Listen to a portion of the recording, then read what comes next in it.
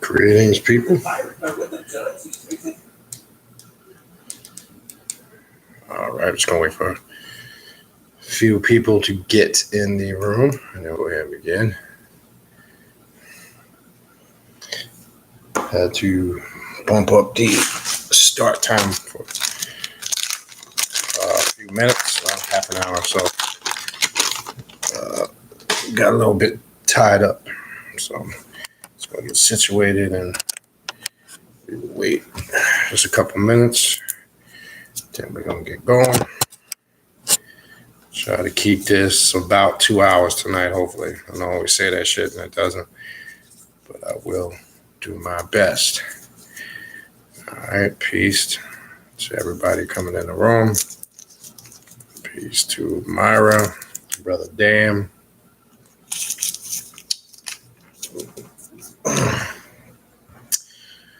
All right.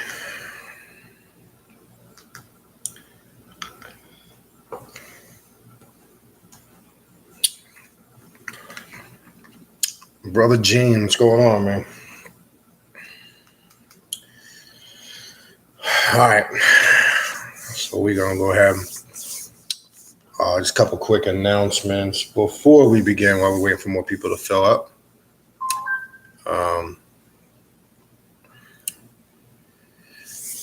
As you know, we officially announced last week the upcoming ritual again for the end of this month, which is September 28th. That's a Friday evening, 8 p.m. sharp.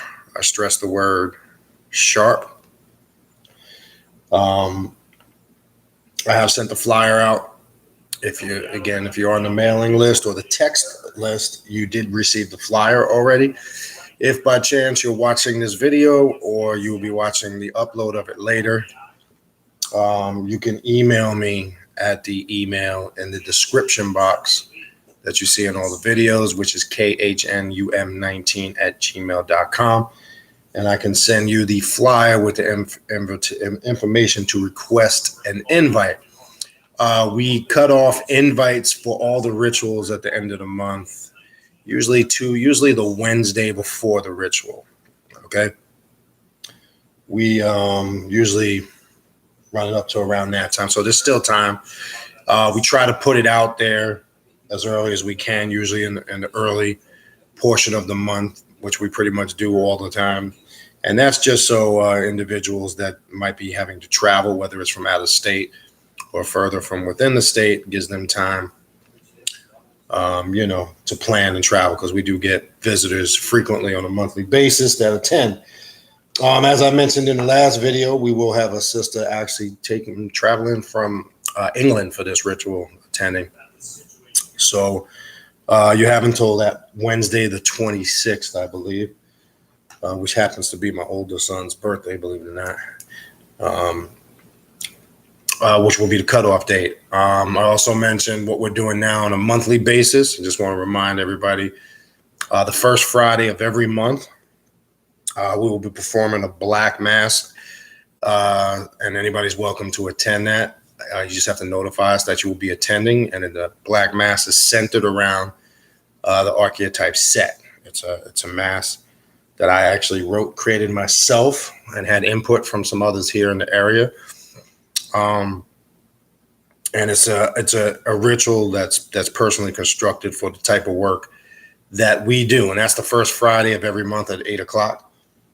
And right after the black mass will be a kind of sit down question and answer build session right there immediately following it. That'll be the first Friday of every month. We also have a drumming on the beach coming up. That's going to be on Saturday, September 22nd. I believe it's the 22nd. Yes. I sent that flyer out also. So I want to remind everybody about that drumming. You're welcome to bring kids. Anybody can attend that. We kind of kick it, have a good time. And usually winds up that most people on the beach end up where we're at anyway, once some drums start kicking in. And then afterwards we go grab a little grub and kind of more of like a social, spiritual event kind of thing. We do that frequently. So we have one of them coming up this month. also. And these will kind of be regular monthly things we'll be doing consistently. So if you live in the area or you're visiting, you are welcome to attend any of those events. All you need to do is just let us know you're coming. Except for the ritual, you must request an invite to attend that, and you must have a brief discussion with you just to make sure we're on the same page. And for any of those things that I just mentioned, you can email me at khnum19@gmail.com. And as I said, the email is in the description box of all the videos. Same thing. If you are interested in getting a spiritual consultation or a spiritual reading, let me again explain the difference, because I received a few emails in the last 2 days, and I guess from newer people, and I don't think they understand the difference.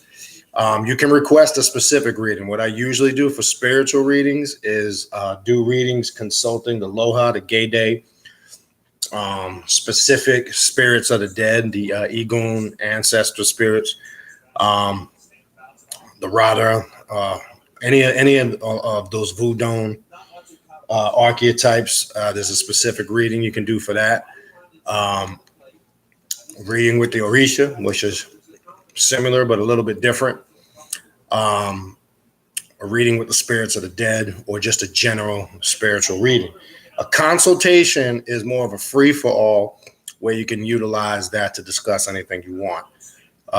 Sometimes information will come through on that, and how that works is whatever information is conveyed and comes through, you'll get that information and you'll put it into practice and utilize it yourself. So be specific when you email me if you want a spiritual reading or a consultation. They're two different things. I just want to be clear on that. And again, the email address and all the information on that is in the description box. And also this Thursday, I believe most of you has got the link, the Awakening Universal Minds radio show will come back on once a month. I think I mentioned this last week when I was on. Just a reminder, it'll be the second Thursday of every month. I just want to be clear on that. The second Thursday of every month. As you know, we had shut it down due to a lot of other projects. I couldn't commit to it. Still kind of busy with a lot of things going on, but we will try to keep that second Thursday as the regular day to do the show. And then we're trying to commit to it once a month. If something changes as far as maybe switching it to another Thursday in a month, we'll let people know, but we will try to keep that once a month thing consistent. This way, that's not too much cutting into what we're doing. Sister Sonia just typed in the link. Sister Sonia is the moderator, which you guys can probably see. That's why she's highlighted in blue. You could also sidebar her for any questions or anything that you might need to know about what we're doing here, because she has a large part in that. She can give you information on that. If you need information, if you're traveling from out of state and you need information on hotels in the area, you can sidebar for that. And she's one of the individuals, along with Brother Jack, that have a huge input on the rituals and the work and the things that we do here. So that's kind of why I have her as the moderator. And also, if you had a line, she'd kick your ass out the room. This way I ain't got to focus on it. But anyway, that's pretty much it for the announcement portion of it. So what I want to kind of go over this evening, because I think still, these questions have come up in the last 2 weeks. I think still people a little bit, I'm not talking more so people that are on the path. I've gotten some emails from newer people starting out on the path. But I know we can all get something out of this conversation this evening. Still think there's a little misconception on necromancy, what it is, what it applies to. So what I basically want to start with first, and what I'm going to do, as you know, I'll go through the material or what I want to discuss. And then once I'm finished, I will go back through the entire chat and I'll start from the top. I'll do my best to go through in order. So, feel free at any time to type in your questions, your comments, and I will go in order when I'm finished, start from the top. So be patient. I try to do that to be fair. This way I can at least address everybody's question. I think I do a fairly good job of getting to everybody to the best of my ability. So if you're new to the show, first time tuning in, that's kind of the format, the process of how I do it here. So I chose the title Necromancy, Gatekeepers, Road Openers, working with the dead, etc. First, one thing, and I'm going to say this to maybe people that don't know, the newer people, if you're working or interested in any of those systems. The etymology and the phonetics of the word, you should always pay attention to that. We know in that word necromancy itself, you have the word necro, right, which is Greek, which is the Greek word for dead, right? You've heard the term necropolis, right, which is the Greek term for the abode of the dead, right? You've heard of necrophilia, which is a sexual acts with dead people, right? You probably heard of that term. In the word itself kind of is the explanation of what it's about. It's a lot of these occult terms you'll hear, do have a connection with, Greek language. Okay. So when we're saying necro, even the word that we say in English known as negro, Negro, actually comes from the word negra or the Greek word that we're talking about, necro, right? So that's not a coincidence, right? So somebody was telling Melanites from the jump that they were these guys or these spirits of the dead. So I want to kind of shed some of the misconceptions on that. This is very important. All right. So the phonetics of the word kind of give you the core base. It's dealing with working with the dead. Now, on this path, I adjust that way of thinking and that mentality because in essence, it's not really the dead. That term is used because I don't like that term because, one, when you hear that, the mind is automatically programmed, in essence, to go to something lifeless, not vibrant or living anymore, right? Now, there's kind of a reverse psychology in that.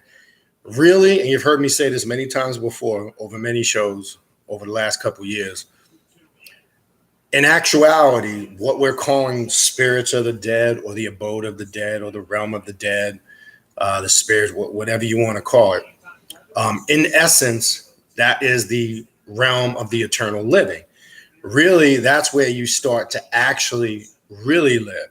You're not dead in that existence. To us, we have it reversed here because we're under this illusion that living on this physical realm, we think this is life. We think this is living. We think that from day one, we're taught in infancy to a small child, to a young adult, to an adult. As we get older, in essence, we're really getting closer to physical death. So in essence, from the moment you step out of your mother's womb, you are living to actually physically die. It doesn't get better as you get older. And again, I want to make this clear. I'm not trying to paint the gloom and doom picture. I'm not trying to say inadvertently speed up your physical death because some people, unfortunately can take things a little spooky. That's not what I'm saying. Your purpose of working with necromancy, gatekeepers, road openers, or bridging that gap between this physical realm and that spiritual realm is to prepare yourself for that transition. Right? Religions have tried to teach this, but have used the mechanisms and the systems of fear to do it. They use the systems of good and bad. If you don't follow everything according to this methodology, you're going to burn up in hell somewhere for an eternity and be tortured. If you do follow all the rules and you're a good boy or a good girl, you will go to this place called heaven and fucking do absolutely nothing. Who knows what you're supposed to do there, but you're just going to be getting there and flying around with fat white kids with diapers on or whatever the fuck mythology that they've created. That's just an illusion. So it's a mind fuck from jump, but they base it on that same principle of preparing yourself, right? You hear this terminology in all these cultures, dogmas, philosophies, spiritual systems, religions, right-hand, whatever you want to call it. The whole method of it is geared towards preparing you. Now, the question is, prepare you for what? Now, they're preparing you for this illusionary state that's not a reality. When you're working with necromancy, your goal, again, is to bridge that gap, establish that communication, and break down that veil or barrier between this realm and the next realm. Now, this goes all in line in sequence with the work we've been doing, actually going back to the springtime. If you, again, I briefly touched on this last week. If you look at some of the rituals that we have constructed and the work that we have done is geared towards this purpose: gatekeepers, road openers. So let's talk a little bit about those archetypes and deities affiliated with. But first, I want to get into the death current, right? So I got a little information prepared on this. What is necromancy? What is the death current? How does this all tie in to your work on this path? Well, you're going to find out, obviously, if you've been on this path. It's a strong part of this path. But let me also establish this. Anything working, quote unquote, with spirits of the dead is a form of necromancy. Ancestral worship / egoon worship is, or I don't want to say worship because, I hate that word, reverence or veneration, which is the correct term because we don't worship anything. That is a form of necromancy. In essence, Palo is a form of necromancy because it's working with spirits of the dead. Voodoo and working with, obviously, the barons, Papa Legba, and the Gede, that is also a form of necromancy or working with spirits of the dead. Okay? Any form or system that connects with that energy, or what I'm about to read, the death current, as it's called. And again, I don't even like that term because, you hear that word death, because we've been I don't even care if you've been on this path. Sometimes the mind will wander. I don't like that term because it brings to mind something lifeless that's not living anymore.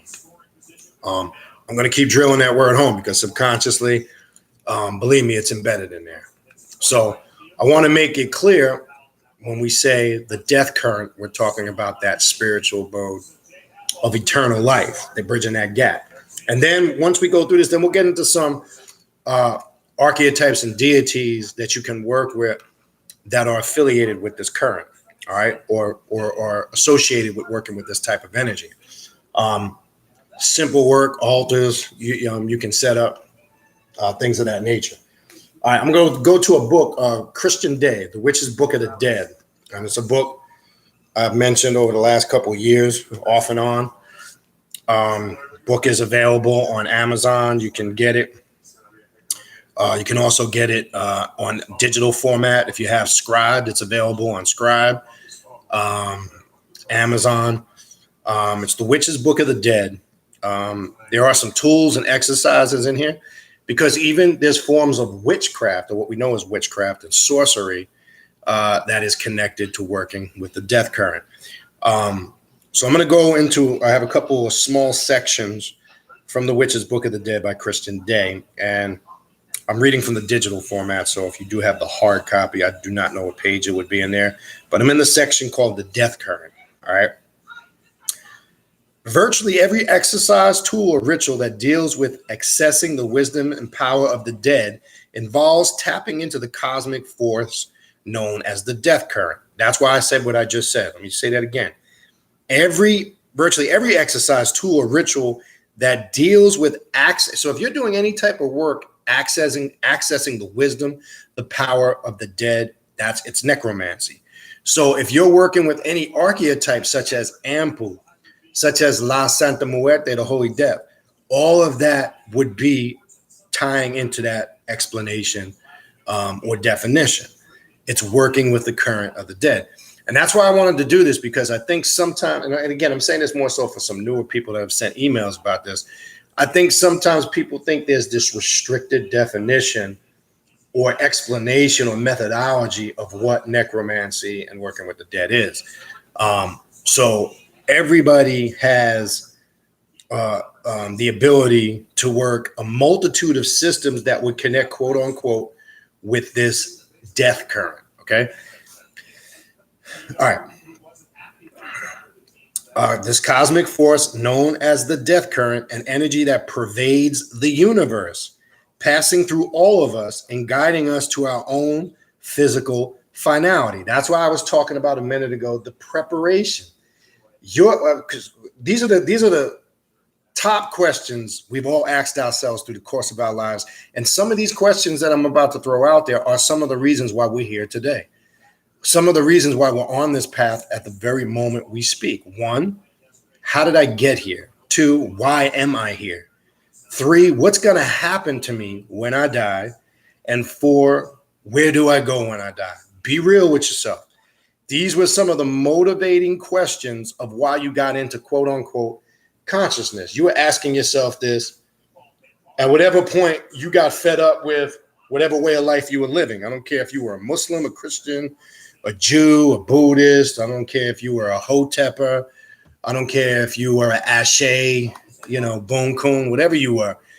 You kept asking yourselves these questions, and that hunger and that thirst and that quest of not getting the answers and not getting the fulfillment or not being content, which is also a sign, okay, a strong sign that you're hungry and your spirit is growing and evolving. The moment you stop asking questions, and I don't mean in a pompous jackass way, I'm talking about the moment you stop asking and seeking and really, really digging and finding out, and that hunger subsides and leaves you, then you are literally mentally and spiritually dead. And that's pretty much describes everybody that's in religion. They've cut off their creativity. They have tunnel vision, and they're programmed to basically, follow whatever the pastor, the reverend, the imam, the sheikh, the rabbi is telling them. So they are the mentally dead, right? And as they say, you find a mentally dead in those places where they gather, churches, masjids, temples. So we see this death current permeates through everything in the universe and permeates through us, which is to prepare us for our final destination. So here's an explanation of why we work with it, right? Because see, an adept or a black adept on this path, okay, first thing they learn about and work with this current, they don't fear death. Now, I want to be careful what I'm saying here. Again, I'm not encouraging anybody to speed up their physical, process because you let that naturally happen. But the time that you have here, one, you should not fear that no more. And how you get over those fears is by doing certain ritualistic work in this current. Yes, we've talked many times before, work at graveyards and cemeteries, right? We did a group ritual here at the cemetery back in January, at the end of January. And I found the timing of it planned prior to before my father passed away, but a lot of stuff came through because we did that ritual, believe it was just a few days before he passed away. And the messages were clear. And that was to prepare me for his transition. And it was funny because how things happened abruptly. That ritual was planned 3 to 4 weeks prior before shit really hit the fan. Again, there was a lot of things that went on in that month. But what I'm saying is we don't fear death in the sense that we're aware. We know the transition. We know what takes place. We know we continue to live on. How do we know this? Now, I want to make this clear. You can read all the books in the world. You can read all of the information on rituals and different cultures, the opening of the mouth ceremony, the Tibetan Book of the Dead. The reality is, until you raise yourself up to the realization of it via astral traveling, ritualistic work, visiting different spiritual realms by way of your spiritual work, you're only going to get the answer to that question leaving person, place, or thing. That ties into, as I just mentioned, astral traveling, different ritualistic work. You'll never understand that. So it would be pointless for me to just go on and on, try and explain something that you need to basically experience. Once you have that experience and you're able to travel in those realms and abodes of the dead and have your personal experience with working with some of those archetypes and deities that deal with those pathways, roadways, and gates, then things will be clear. The fear subsides. You have a better understanding of those that are not here no more, be it family or friends. You understand better why things happen. It makes more sense in the aspect that you don't believe that there's some spooky god controlling, everything like a puppet master. So it'd be pointless for me to explain that. So the objective is to motivate everybody. If you do work with this aspect in some shape, form, or fashion, or maybe if you are interested in, to hopefully put you or push you in the right direction to maybe seek out to do work in this. Because again, this is, in my opinion, and I think there's a lot of people that will agree with me on this, I think this is a very important aspect on this path, this work, because as I said a few minutes ago, I think those are some of the questions from day one, whatever level of consciousness we got into that led us to this point. We want the answers to those questions. Why am I here? How did I get here? Where am I going? And what's going to happen to me when I die? You understand? Be real with yourself. Don't try to be all deep and mystical and heavy. You're here. That's one of the core reasons why you're on this path, in addition to wanting to grow, evolve into the most powerful, intelligent, spiritual person you can. That's what it means to be a black adept. Let's not get it twisted. All right. This is not, again, a path, for show or for entertainment or a hobby, or it's cool to do. All right. All right. So let me continue. It is similar to the yin element of the Tao, the destructive chaos from which all life springs and to which all life must return. Remember, out of chaos comes order. In that chaos, in that deep, dark abyss, all things reside, right? And that's what one must go into to, quote unquote, tap into the essence. The essence of what? The essence of who and what they really are. Again, not what you think you are, because some people that are not spiritually in tune with themselves live their whole life trying to portray themselves of how they want people to see them. And 9 out of 10 times, that's not who they really are. Okay. So who you think you are and who you're trying to portray yourself, going into that deep, dark abyss of the chaotic aspect of self, or the deep, dark, chaotic abyss of your subconscious mind, you will find out who you really are. And that's the only thing that's really important.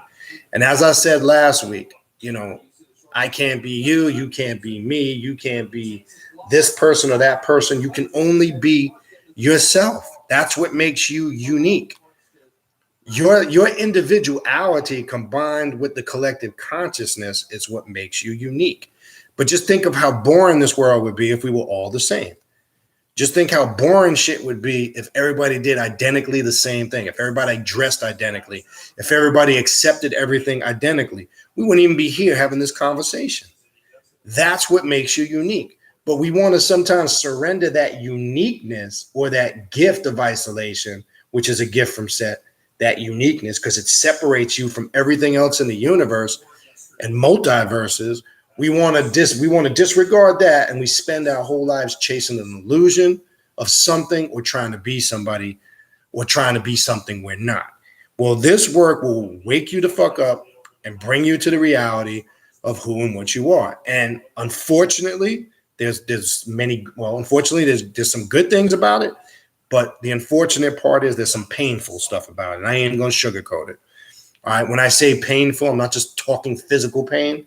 There's a lot of emotional and stressful and spiritual pain that you will go through, because you will be tested to the fullest. What I mean by tested to the fullest, everything, your convictions, everything you thought you stood for or stood on or thought you knew, will be challenged to the fullest. That's the purpose of doing this work. And you want to do that. You want anything that comes easy and you ain't got to make no effort to do is not good for you, period. I don't give a fuck what it is. Okay. In those stages of pain and suffering, yes, and there's a level of suffering, is growth. And your strongest stages of growth in the pain and suffering is what makes you pretty much bulletproof. You will go through it. I don't give a shit who and what you are or how much you know. If you're really on this path doing the work, you will go through that deep, dark period of trial and tribulation. Once you come out of it, it's one of the most vainglorious feelings in the world. Now, I want to make this clear. It doesn't mean that there will never be any hardships again. Don't fool yourself. It just means now you are a soldier with the artillery and the armor that you need to get through the battles and the wars you'll have to fight. So it's different when a war or a battle or an obstacle comes on your path and you're not prepared for it. There's a difference when you are prepared for it. So when, you hear the term battle tested, right? You will now be battle tested. So now when this bullshit starts to come at you after the fact, where you've been through the fire and the trials and the tribulations, you will now be able to deal with it a whole lot better. And you'll be much more successful at it. But if you have not experienced that yet, I can tell you, you're not fully on this path yet. Okay. And I don't care if, all right, everybody has advantages and disadvantages in life. Some people get out the gate better than others. And yes, and I'm talking about financially, a better quality life. Don't let that fool you, because that doesn't have anything to do with what I'm talking about. And those things are great and you need them, right? You must be successful in this physical world. That's part of this path. This path teaches you to obtain materialistic success. I'm talking to individuals, and I've run into them over the years. Don't fool yourself. Unfortunately, everything that I have up to this point, I had to work for hard and earn. Okay. And I'm sure there's many other people watching in the same boat. But I've seen people come on this path over the years who maybe have gotten out of the gate better than myself, and others, they've had, the opportunities of more finances, of, again, a better quality of life, a better upbringing. That has nothing to do. You're still going to go through the trials and tribulations. We're talking about who and what you are mentally, emotionally, and spiritually. And sometimes these people have learned hard lessons that sometimes they're, privileged, gifts that were given to them, because some people just, they inherit money, or they walk into it because, and again, I'm not saying it makes them bad people, or they're not, it makes them a bad person, because some of it's not by their fault, but it has created this illusion that they think that they're going to have it easier. You're not. You can be up here on the wealth status, and down here, your ass is going to go through the fire. Trust me when I tell you, if you're really on this path, you must go through the fire in order to really find out who and what you are. You must go through that trial and tribulation period to understand your strengths and your weaknesses. Fuck what you think you know. Trust me, I've been there, done it all, got the t-shirt. I did the comedic thing, the Moorish thing, the angry black militant thing, and it's all bullshit.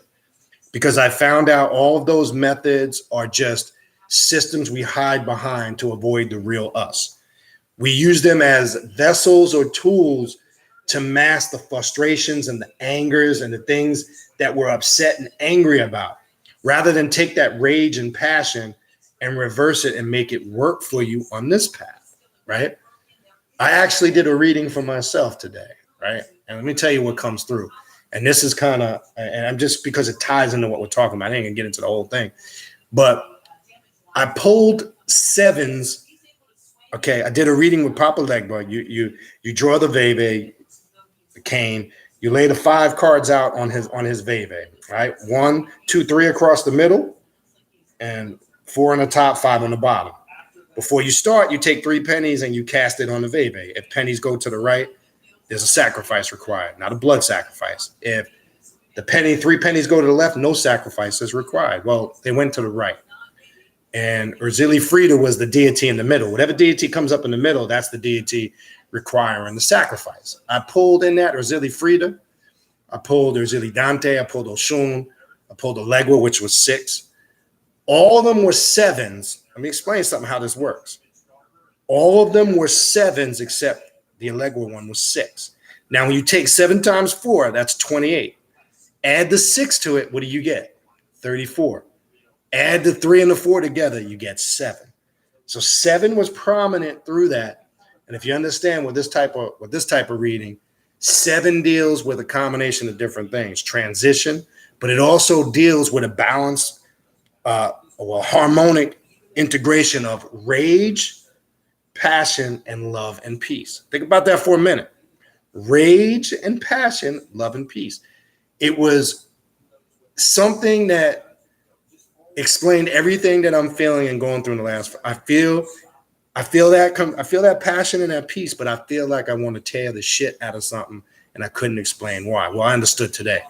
Made it crystal clear, because there was something. I'm not going to get into depth what that is, but there was something in depth that was bothering me, and I was bypassing what it was, and it was right in front of me. And now I understand that rage and that passion that I couldn't explain what I was dealing with. And I've been able to utilize that now. Well, moving forward now, I will utilize that to my benefit. I'm just giving you an example of things you will have to do. You can't avoid that. Why do you feel these emotions sometimes? Why do you feel that passion, that rage? Why do you feel that tranquil, peaceful spirit sometimes? Why do you feel love? Why do you feel sexual? Why do you feel this or that? You need to have a thorough understanding of that. All right. So the work that I do and how I approach it, I'm not so much concerned with things I am aware of or I do know. That's irrelevant. So I don't even focus in those areas because those things come naturally. They're part of your natural genetic DNA makeup. And it's like you do them effortlessly. You don't have to put any effort into it. You should be focusing and intensely concentrating on doing work with things you are not aware of. And that's where a lot of the necromancy comes in, working with roadway and gateway deities, for an example. We can go into the Egyptian pantheon, Anpu or Anubis, right? He guides you through the gates of the 12 gates of the underworld. He takes you to that abode. He is the transitioning deity, right? La Santissima Muerte is an excellent road opening archetype to work with in all aspects of your life. I've mentioned this before. I don't care if you got blockages financially. I don't care if you're going through emotional issues. A very effective archetype to work with health issues, physical ailments, money. Obviously, if you're familiar with it, you know that's one of the key elements. But you also must know, and let's get this clear. I want to make sure we understand this. When you'll read things in a book, what does it mean when it says, all right, La Santissima Muerte is a very jealous and controlling spirit? Well, how does that apply in relation to self and being master without looking at that spooky? Well, what it means is basically when you're doing work with La Santissima Muerte, being consistent, number one. But two, when you're making those oaths, right? And again, as I've mentioned before, how I like to work with La Santissima Muerte is I like to write pacts on parchment. And I'll put that on my altar, which is a reminder and will trigger in my psyche of staying consistent, staying the course. Well, what happens is, so when it says she's a jealous and dominating and controlling spirit, what happens is when you forget and you lose that consistency, it's a reminder to yourself that shit will start going amok. Not because some unforeseen external force did it, because you're slipping up and you're fucking up.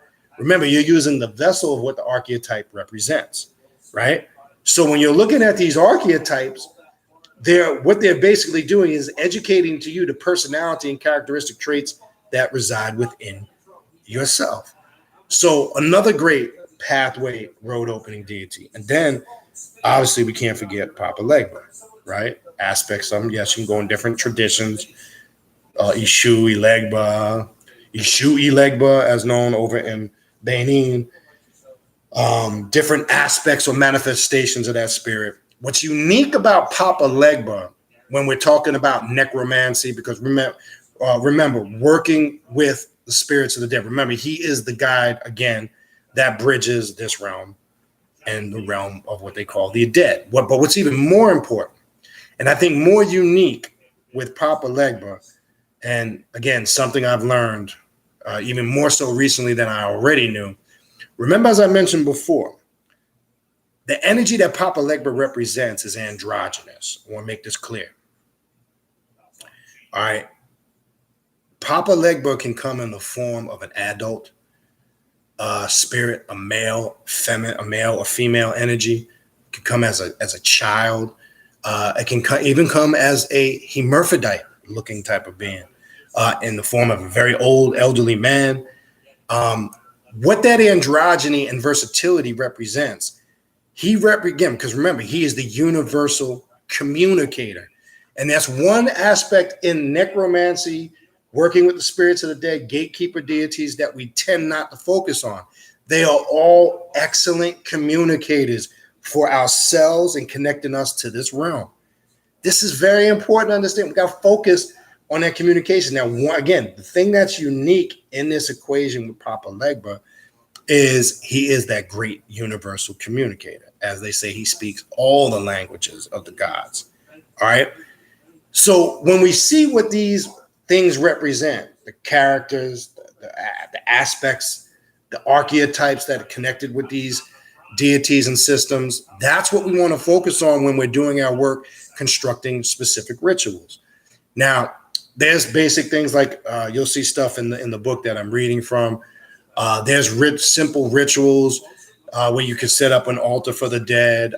They got rituals you centered around. You can do just with a simple skull, going into visualizations and meditations, tapping a skull on the head a few times, which are a theming, and then going into some type of meditative thought on the spirits. Very, very little simple exercises. Not all of them I would per se say are rituals. Some of them are kind of exercises, visualizations, and meditations, but they're all geared to get you in a transformative state of mind so you can tap into the communication of working with this quote unquote death current, right? So I would really, really pay attention more so, which I don't think we do sometimes, in depth though. I'm not talking about just on the surface. Sometimes we go through it so quick and we miss some of these messages. I would really pay attention to what they represent when you're gearing your rituals, because it deals with that great communication, because communication is key on all levels, not just spiritually, but physically. Communication can alleviate a lot of problems. And working with the death current is one of the greatest communicators with your spirit in connection to your work that you can do. All right. But anyway, before I forget, let me get back into this so I don't finish this. All right. Okay. So we left off at the destructive chaos from which all life springs and to which all life must return. And to the akashic records. And I'm going to talk about that in a minute. Okay, because there's different breakdowns on that. Okay, the psychic storehouses of all knowledge. Okay, I like the way it's explained in there. Wisdom and even emotion. All right, some systems teach that the akashic is this book, the book of all destinies that knows all, and it kind of gets spooked out.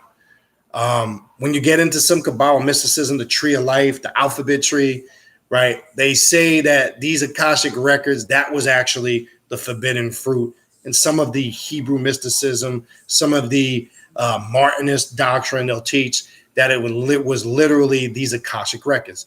Because when you read the story of Genesis, it's really fucking comical. And for somebody to be a grown-ass adult and believe in that fairy tale, you got to really be fucked up in the head, because you're dealing with eating some mystical apple, which we know when we read the breakdown in these Semitic languages, there's more of a breakdown on it. Then we have talking snakes in the garden, right, which is fucking hilarious, right? We have women talking to snakes, right? The mythology to the literal Christian, they don't see it, or Muslim or Jew. I've actually, and I'm sure we all have, there's some Christians that literally believe that story is literal. You do have some that are more a little bit educated, and they'll say it's metaphorical, which takes me to a whole nother point. Then what are we validating on a level of how much of that we're dealing with is actual truth? Now, we look at those on a metaphorical level. We know that those stories aren't literal. What is the metaphorical meaning I can get out of that, right?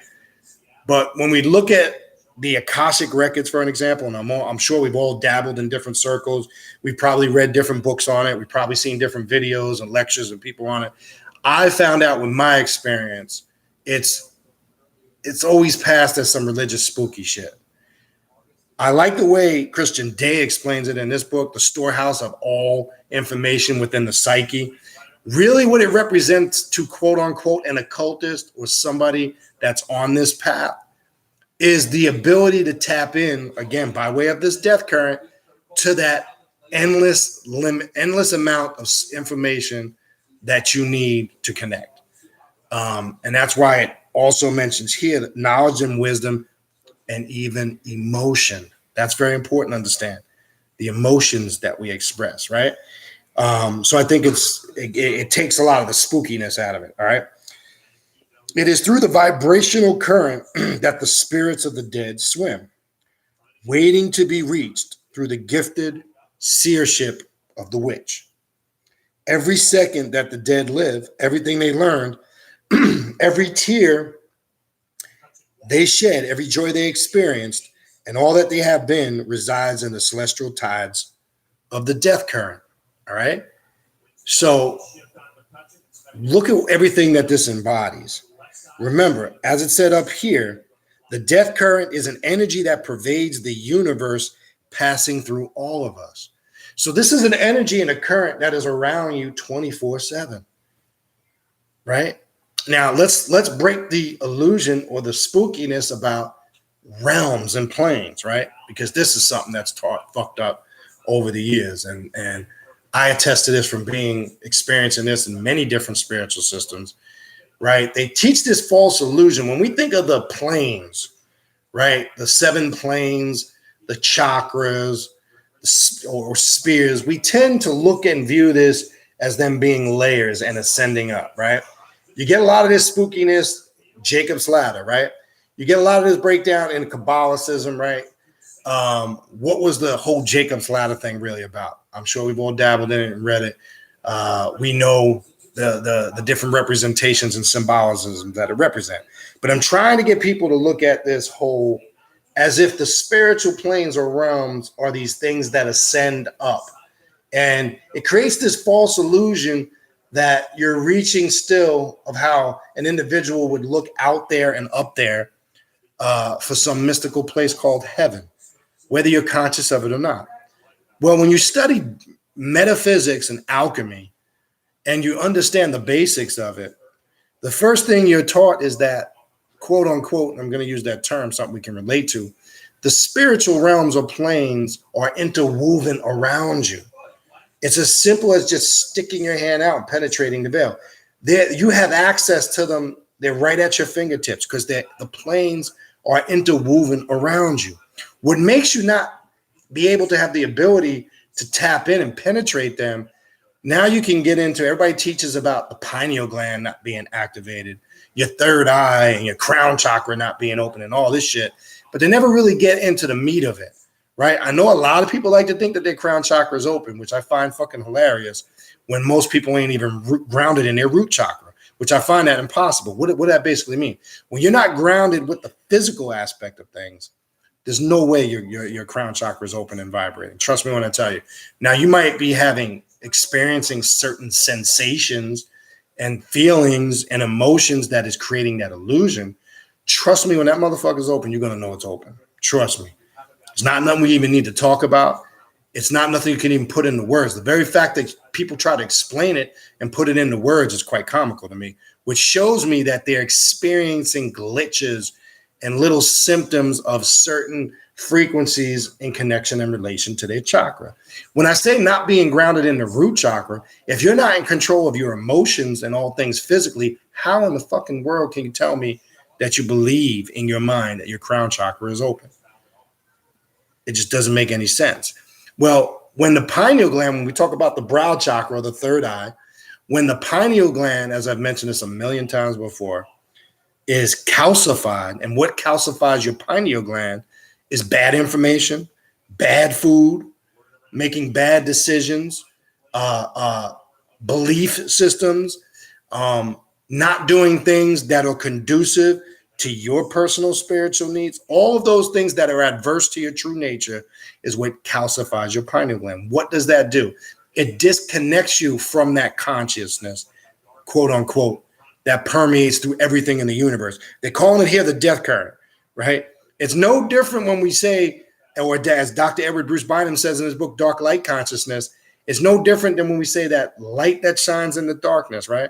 When we get into the whole breakdown on your neuromelanin, et cetera, it's no different. That is that energy or current that it's talking about here that permeates through everything in the universe. And what connects you to that is doing work with necromancy, gatekeepers, deities that are affiliated with it is going to connect you to that current because it's connecting you to a higher level of spirituality, mentally and emotionally also. Okay.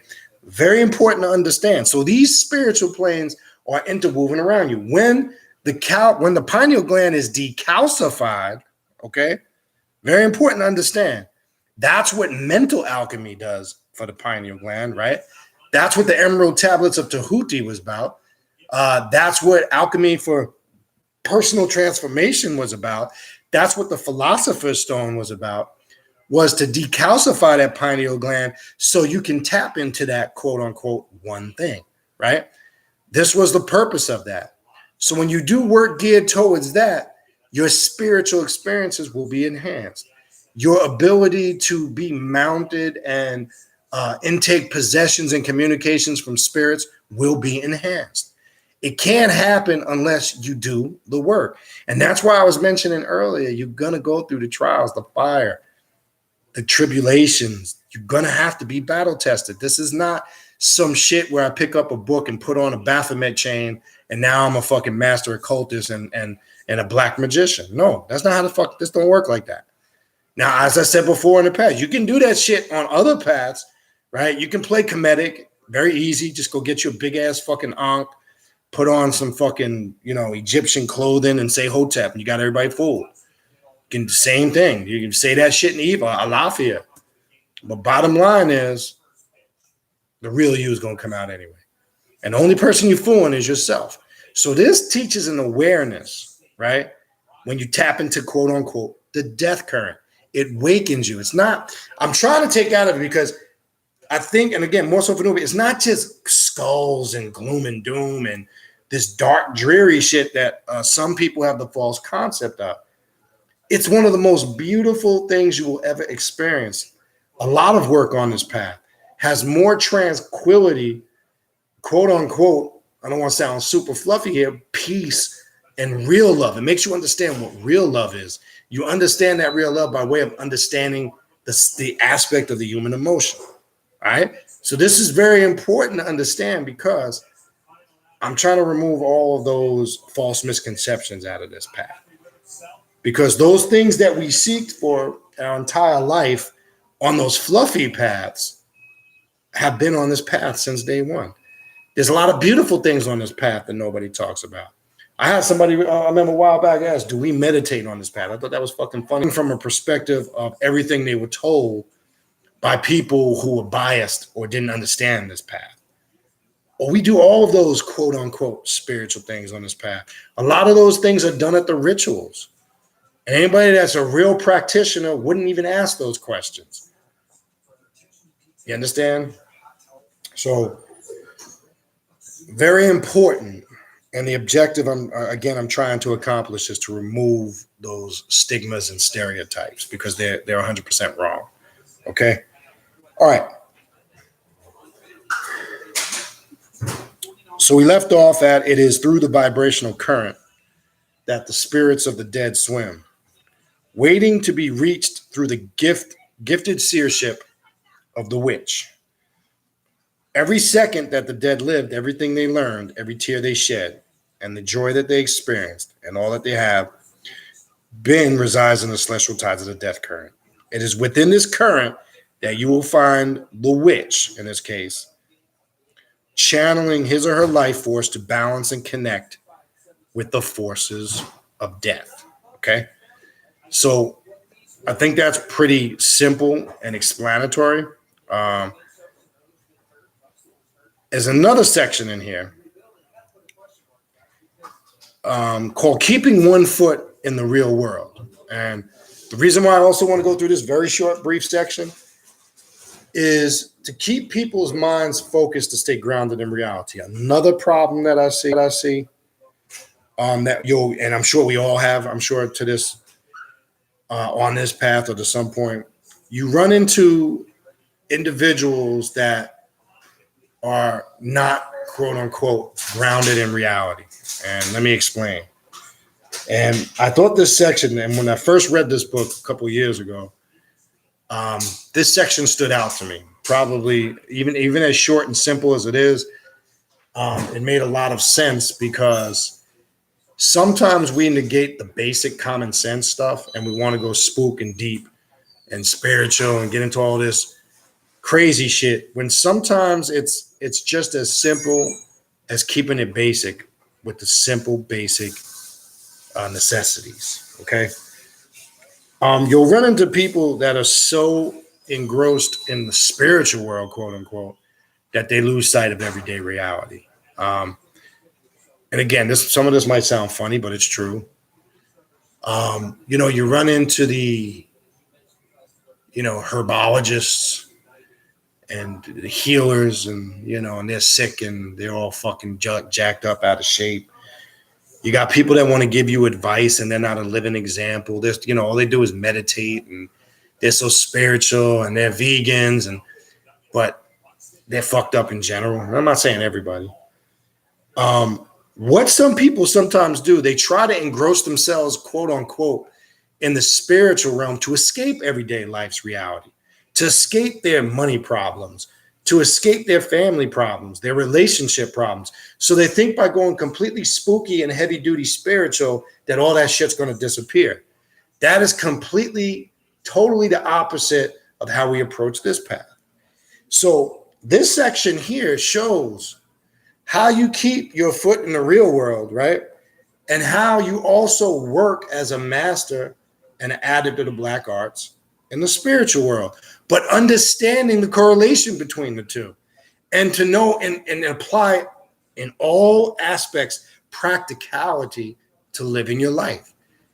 I want to make this clear. Even if you have success on this path and you have your personal experiences, don't let that give you this false sense of illusion.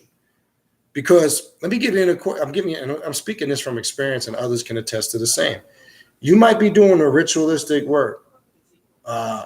It could be a ritual, say in voodoo, and get mounted by spirits. But guess what?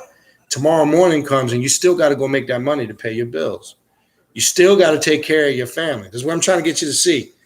And this path gives you the tools to understand that. Whereas other systems are usually one-sided or dominant in certain areas. And then when the disappointment comes and you're not prepared for it, you can't deal with it. This path is always preparing you of how you keep one foot in the real world and still operate on a spiritual level. I think some people struggle with that. Okay. And I'm saying this from experience because back in the day I struggled. When you hear me saying I think some people struggle with that, I'm not saying that because I think I'm high and mighty and I know better than other people. When I say that statement, I'm saying that because there was a point in time, or still do, struggle with those things. I'm speaking it from experience, okay? So keeping one foot in the real world. While it is important for the witch to keep one foot in the grave, so to speak, don't let the powers of death consume you. Meaning, just because you tap in and you're connected to the spiritual world, some people just, they lose all focus of everything else. They get so enamored with it that they can't focus on anything else in life. You can look, there's an old saying, too much of anything is no good for you. Too much meditation is no good for you.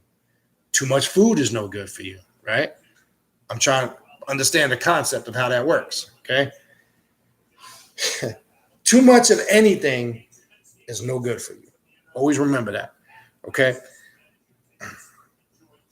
As it is in any lifestyle, we immerse ourselves in its elements and embody its truths. In the case of the witch, this immersion dares us to be different, to be unique, and to live our lives both in this world and the world of the spirit. I know some people will say that's balancement. We like to call it harmony, having that harmonious connection between both realms. That's the quote unquote harmonious operating adept. The one who got a grasp of everyday life and reality, understands their responsibilities. He or she understands what they need to do to be successful, but can still at any time feel need be, or when they want to, step into the spiritual realm, do what they need to do, and bridge the gap. That's what real necromancy work is about. Being able to bridge that gap and connection between the two. All right. So it's deeper than just skulls and conjuring up spirits and going to the graveyard and doing rituals. That's all part of it. Don't get me wrong. But I'm trying to remove that to show you there's more of a work ethic involved in it. There's more of a deeper esoterical and interior meaning to all of this work.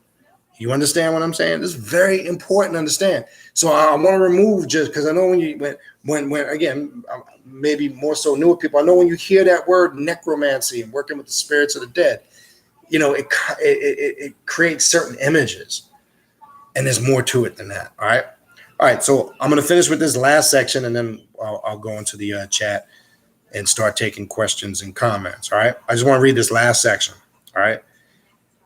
Witches have a fascination, and again, when you're reading this book, Christian Day's Witches Book of the Dead, he's talking about approaching it from a witchcraft perspective. Remember, in this path, females are witches and males are sorcerers, right?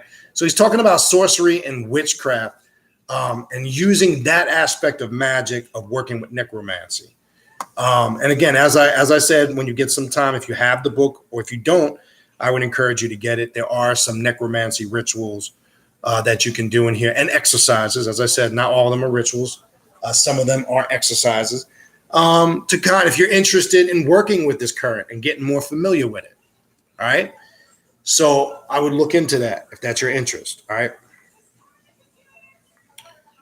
So witches have a fascination with the dark and mysterious. We dance with the dead every day. We honor them by draping ourselves in the black of night, wearing spidery veils and such adornments as the silver of Hecate's moon. You've probably seen that symbol.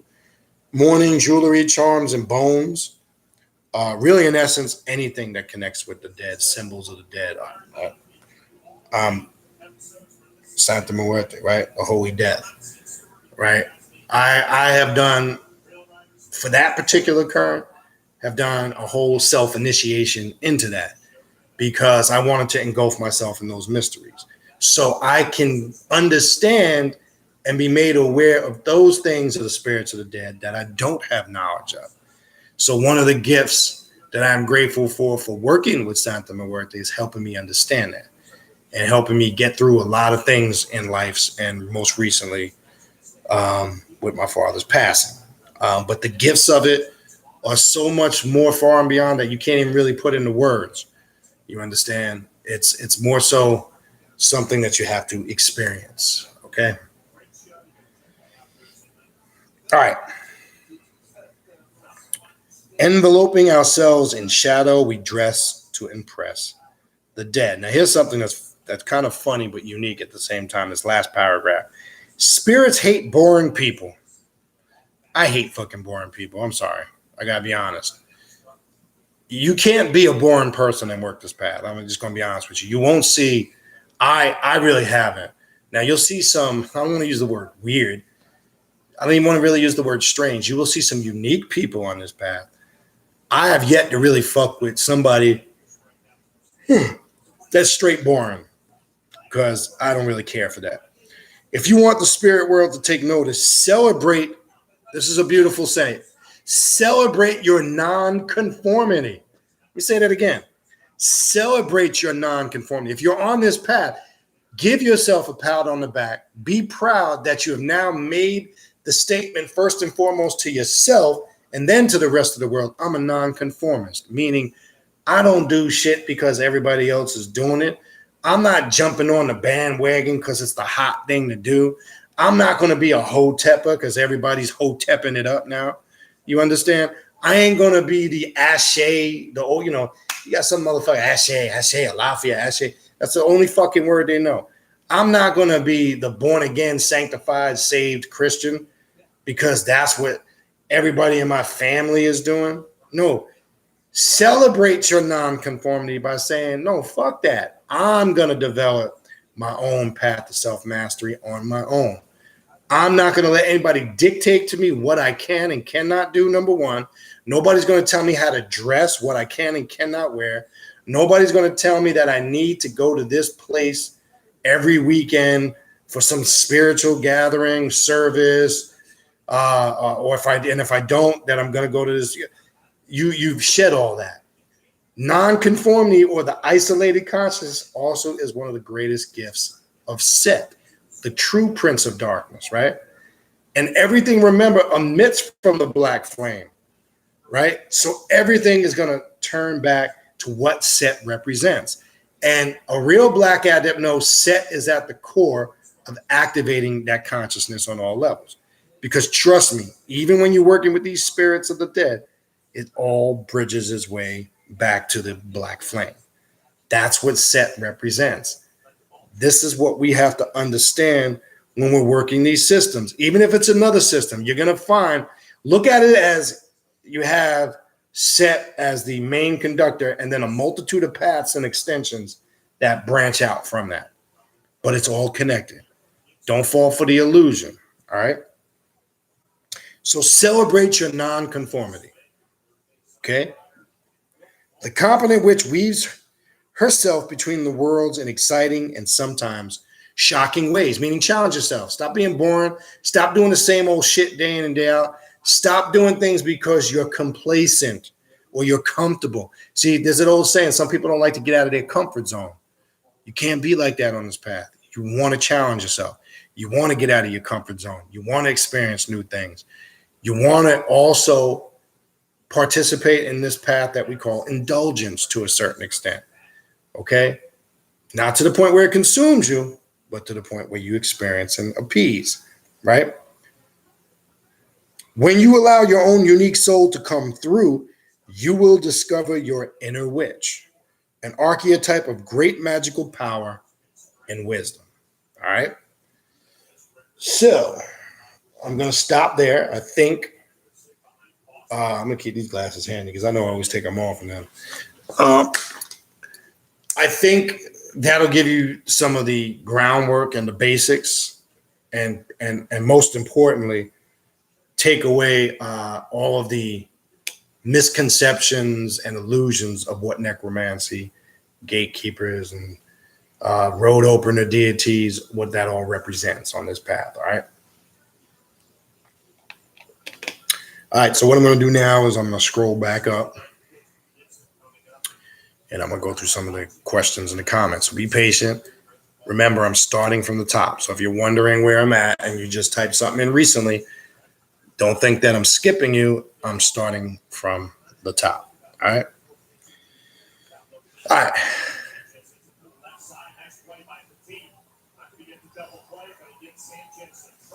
All right. Peace and greetings. Sorry. Again, if I didn't greet you when you first came in, peace and greetings to everybody. So for the sake of time, I will skip the personal greetings. All right. All right. So the first question, Antoine Graham, was the rapper Mac Miller's death a ritual?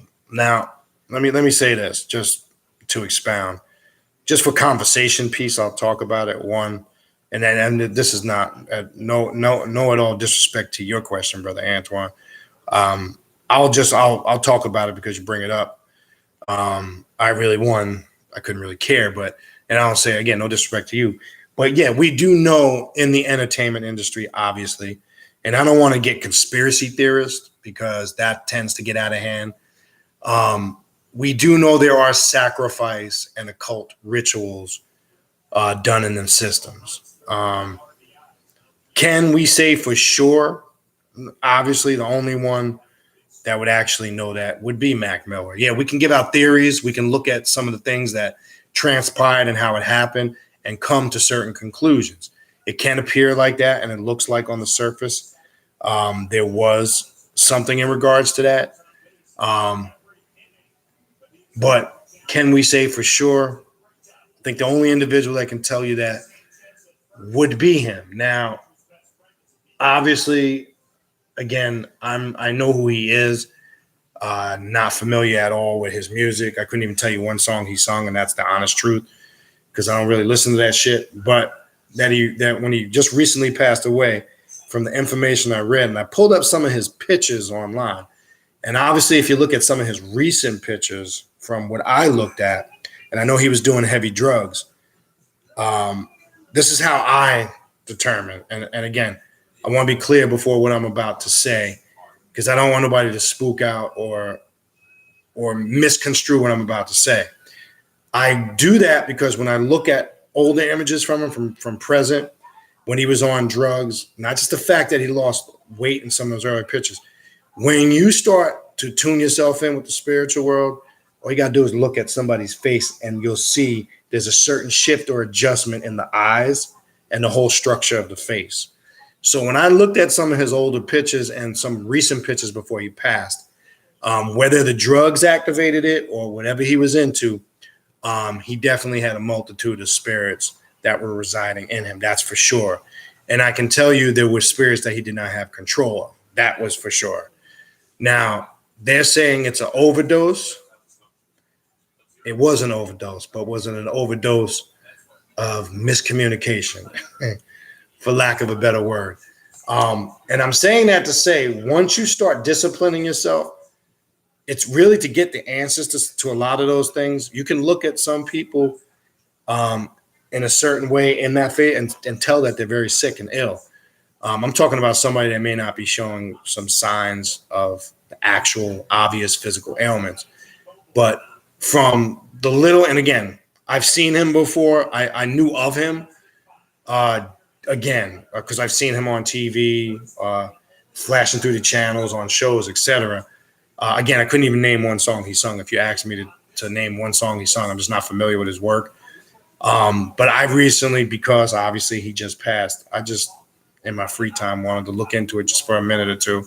And that's what I gathered of it. So that's what I can tell you from what I gathered of it. But on the whole, there's a lot of theory, and not just with him, with other quote unquote entertainers or artists.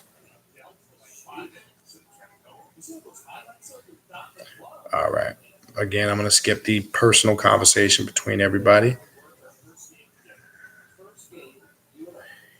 Yeah, that's a good question. I mean, I'm sorry. That's a good point Sonia made.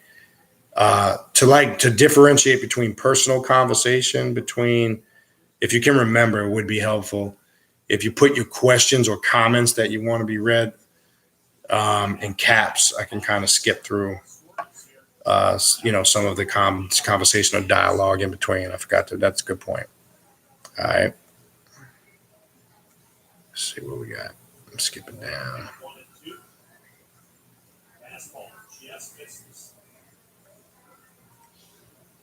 Okay, just seeing a lot of conversation between you guys. I'm trying to look for some questions. I don't really see too many questions. See you guys chatting it up. All right, here's a good question from Oni. All right, necromancy versus Egun ancestor reverence. What's the difference? All right, there is no difference, but there is. And let me explain. Again, I know that might sound contradictory. They're just different methods of necromancy. As I said in the beginning, remember, anything, and the book even made that clear, anything that connects you with any objects, systems, or levels of spirituality, knowledge, wisdom, consciousness that's connected with the current of the dead is necromancy. And I mentioned in the beginning, and maybe you typed that question before I mentioned it, I mentioned in the beginning, or in the early portion of the video, that Egun or ancestral worship is a form of necromancy because you are working with the aspect of spirits of the dead. In this case, you're working with two aspects. You're working with your bloodline, ancestral spirits that have transitioned to the abode of the dead, and you're also working with your spirit guide, your ancestral spirit guides, spirits that can be connected to you from past lives, etc. So it's only different in the sense that you're working with a specific form of necromancy. In this case, it would be Egun or ancestral reverence. So that's really the only difference. So the difference is the maybe the system or the methodology. That's it. But in essence, it's all working with the death current. So that was, again, the point. And I'm glad you bring that question up, Oni, because that was one of the reasons for doing this video. Because I think sometimes people have this restricted aspect of what necromancy is. And what I mean by that, they think it's, again, working just at graveyards and conjuring up spirits of the dead and et cetera, when it's actually a lot more in depth than that. So good point that you bring that up.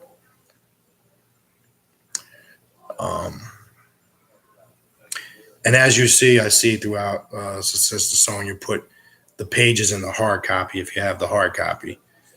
And I'm glad she put that out there. So she listed the pages in there that I took those two short excerpts. They're very short. They're only a page long each. But sometimes one thing I always look for, that's a beautiful thing, I look for the simplicity and shit. I like simple things that are effective. I'm not really one of them that like to get all super complex, because I think, to me, that shit's a waste of time. That's me. If you're a more intricate, complex person and that's your thing and you like that, I'm not knocking it. Power to you. But I like simplistic things like that, for an example, that just hit home. They're straight to the point, no chaser, no bullshit. It just gets right to the point. That's me by nature and character. That's the type of person I am. I don't like to cut no corners. And those that know me know I'm blunt, straight to the point. I can't be no more blunt than anybody you would ever meet in your entire life. I say what's on my mind. But I do and say, knowing I don't expect everybody to be in agreement and accordance with what I do and say. So I always accept that. But it would not hesitate me from changing who and what I am. And I found being that way is the most effective because it eliminates the bullshit. It lessens the drama in your life, and it makes things 10 times easier to deal with. So yeah. All right, so Oni types in, I gave my issues hot black coffee today. Yeah. That was one of the offerings, and Papa Legba likes just strong hot black coffee. That was one of the offerings we had at the ritual for Papa Legba. And we made sure we made it right before we started, so it was nice, hot, and fresh. And Papa Legba is one of the easiest spirits to appease to activate that energy within yourself. His offerings are very simple: candy, hot black coffee, roasted corn, peanuts, just simple stuff. Cigars, his pipe, tobacco. He likes the simple things that connect to, to the a type of spirit, to this realm. But works very effective. And I'm seeing so many, again, over the years, but more so in these last couple months, I'm seeing so much of and again, I don't say this in a fluffy way, but beautiful aspect of Papa Legba, because it is unique and it's multifaceted, it's multi-dynamic. And when you really understand how it works, it can be a very powerful, effective tool. All right. Effective tool. I'm sorry.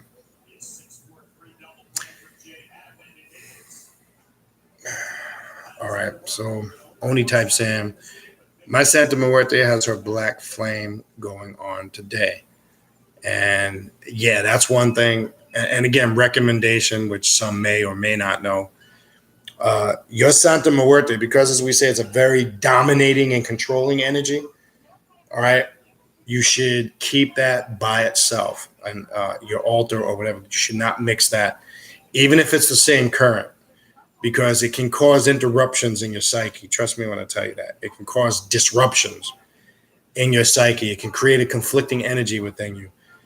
So it's very advised to keep that by itself. And yeah, over the years, I've on camera here and there have flashed my Holy Death altar, and you see I don't have anything on it but things, the Holy Death and things connected to the Holy Death.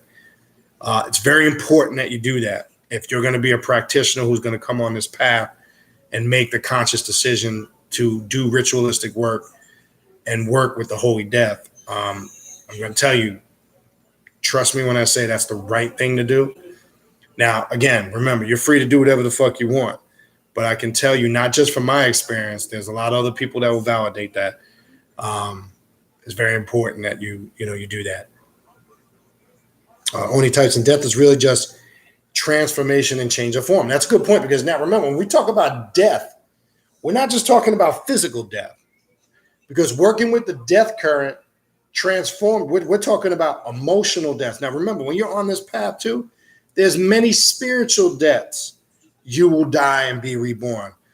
So let me give you an example. A lot of you went through the death current to get here, right? If you came from being a Moor or a Hebrew Israelite or a Christian or a Muslim or a Jew or a Buddha, whatever it was, prior to coming on this path, you had to die a spiritual death and be born and resurrected, right? It's no different than when you go through the Masonic Lodge. You must die a mental and spiritual death.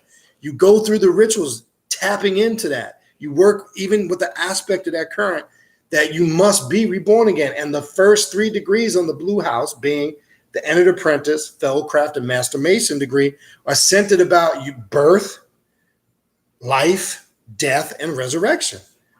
And you go through these rituals that are geared and centered around you going through all these trials and tribulations, dying, and then being resurrected with the lion's paw. Those that travel understand what I'm talking about. So even in the Masonic Lodge and encoded in their rituals is the connection with working with the death current. And as I mentioned before, when you go over to the Caribbean or you see some aspects of Baron Samedi in Haitian Voodoo, right? He looks and he's depicted in some imagery how a worshipful master would look inside the blue house of a Masonic lodge. Top hat, black tuxedo, bow tie, apron. You can see this as a very familiar and popular image in Haitian Voodoo, right? And if you ask, for example, and I personally know some Haitian brothers that are practicing Masons in a Haitian Masonic lodge in Haiti, they will tell you that, you know, Haitian Masonry is not practiced the same way in the Caribbean as it is Americanized and religiousized here in America. So there's the mysteries encoded of the death current of Baron Samedi in Freemasonry when you look for it. So you're talking about you're going to die a multitude of spiritual deaths on this path constantly as you're on it, and you will constantly be reborn and renew yourself over and over again. That ties in reference to In the Coming Forth by Day when it talks about a pep, and it talks about the snake, how a snake sheds its skin only to grow new skin, sheds its skin every night, only to grow a new layer of skin and be reborn in the morning. There's a metaphorical science that there's a mental alchemy aspect to that concept, right? This applies to us. That's what a pep represents. Because even when a pep or chaos comes and you are victorious over it, we know it's coming again. But the difference is, like Set, and what it represents with Set being the only archetype in the stories and the text when you read who is able to control a pep and keep him at bay and destroy him, represents how when we tap into the isolated consciousness and the gift of Set, we're able, when we say destroy the chaos, meaning make order out of those things that's best suitable for us, and destroy and kill the things about ourselves that make us weak. Destroy them by taking those weaknesses and making them strengths. That's what Set represents. So when Set slays a pep, right, that's talking in reference to what we deal with on a daily basis on this path. We represent the isolated consciousness of Set, right? As I said, this is also symbolic. I've mentioned this a few times on the show, right? That a pep or chaos comes to you after the midnight hours to 6 a.m. When does the chaos sink in your subconscious mind? Think about it. Most of us at some point in the day lay down to sleep, and when randomly in the middle of the night or while you're trying to sleep, when all those chaotic thoughts start coming to your mind, you start worrying about money problems, personal problems, things going wrong. That's a pep coming to you in those chaotic hours of the night, fucking with your mind. You understand? And that's when you must rise up and do battle. So when we say do battle, we're talking on all levels. We're not just talking about physically. You will have spiritual, mental, and emotional battles. And that's an emotional and a spiritual battle. We've all been there. Don't front like you ain't been through points in your life, or maybe even currently now, where you're restless and you sleep and these things come to you at odd times of the night and worry kicks in. That's that pep energy, right? Starts to kick in. You start worrying about, I got this bill due next week. How am I going to pay it? I need to get this project done. How am I going to get it finished? Et cetera, et cetera. That's the Epepian energy that's going to always come to the surface. And that's an adept on this path knows that, but also is prepared to deal with it. And I mentioned this in the last video, and I'm going to mention it again. And this is very important, and I want to make sure when I said it in last video that you really focus on this in this video. Being a critical thinker is the key on this path. If you are not a critical thinker, you will no way in any shape, form, or fashion be a successful Black Adept. We are critical thinkers. We apply critical thinking to everything we do. You understand? That is the key. That is one of the keys to consistency and success. If you're not a critical thinker and you just do shit on face value, then you're going to be somebody that's easily to be able to be fooled and deceived. It's that simple. All right. So to Oni's point, depth is really a transformation and a change on a multitude of levels. Okay. All right.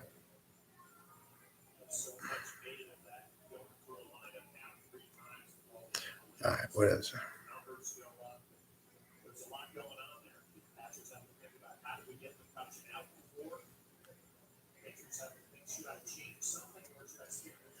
Okay. Stray Panther. I'm not really familiar with Naruto a little bit, but I understand your point. He had no talent and was not that smart, but he worked to become one of the greatest ninjas in Hokage of the Leaf Village. So again, there's another aspect of understanding your strengths and weaknesses can make you more successful over somebody that has a multitude of talents. Because the well-rounded person who understands their strengths and weaknesses, once they're able to master that concept, then they can come up with a formula or a methodology to achieve those levels of greatness. So that kind of attests to that point. Okay. Good point. Good point by Sister Sonia. The first steps in our chemical process, the fire, right? Understand when you have a working altar, right? There's this term you hear, a working altar. And on your ancestral altar, you should have the 4 elements at all times to have a proper functioning altar. And I tell people this all the time. And again, these are good things like to utilize. Like when people do consultations, they'll focus on stuff like that, setting up altars, or to be pushed in the direction of proper methodology to do things, etc. But alchemy, as Sister Sonia mentioned, and first steps is in the process of or dealing with the element of fire. Now remember, fire can be good and bad, right? Look at what fire represents. All right. Fire can be used to heat up food, which is a good thing, right? But fire can burn down an entire house or a village, right? Fire can be utilized for something positive, create light to see, right? Fire can be used to, raise to a certain temperature for the transformations of different metals, right? So it's showing you duality on a multitude of levels. Now, when dealing with the elements, why I say you should have all 4 basic elements on your altar to be a full functioning altar. Again, the 4 elements, I know most people know it, but let's just go through it real quick. The fire element, which on your altar would obviously be the flame that you have on that altar, the candle, right? The air element would represent incense being burned for the spirits, quote unquote. I should always have a fresh glass of water on the altar representing the water element and earth element, right? For an example, what I have to represent the earth element of my altar is actual sands from the pyramids in ancient Egypt. You should have some type of earth soil. It could be beach sand, just any soil from the earth. Because those 4 elements, and as we see a representation of this in most spiritual systems with the archetypes, they tie into aspects of nature, right? You need those functioning elements in harmony. And obviously, they made a movie years ago called The Fifth Element, right? And the 5th element would represent you, the individual that ties it all in together. So it's important to have those 4 functioning elements on the altar. And again, I bring it up because when you put in there alchemy and fire, kind of related to that. Sister Oni typed in books don't equate experience. And that's true. And as I've mentioned many times over the years, you have a lot of book gurus out here, a lot. I don't say unfortunately, it's actually a good thing. I can smell a book guru. All I need to do is talk to him for 2 minutes, he or she. I can always detect somebody right off the bat that's just regurgitating some shit that they read from a book. And we have a lot of those people out here. They think, or they've given themselves these certain level or titles or this false illusion of experience because they read a bunch of books. And again, I'm not saying and negating the fact that reading is not important. It is. I'm not saying don't read. Come on. I love books. That's all I do is read and study. But remember, there's something I've always said over the years. Don't become the book. You understand? Or don't let the book control you. You actually utilize the information in the book to motivate and push you in the right direction. But when you're solely relying on books and what's in them for your spiritual growth, you'll never, ever get to the point that you need to get to. So they don't equate experience. What equates real experience is when you're being creative, creating your own rituals, experiencing things that you've created, right? That is more unique than just taking a book and mimicking or copying a ritual word verbatim. So, good point. And it's very important that everybody that's on this path understands that concept.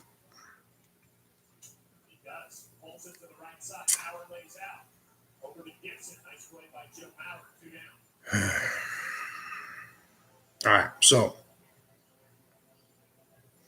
only types in you can only be controlled if you can't think, and that's true. Only types, and I pulled the Eon Judgment card from my Tahuti or Thoth deck 2 times today. There's a message in there for you. All right, Straight Panther, Virgo New Moon, energy only. You haven't fault hit building up. Okay, let's get that. That's you guys talking.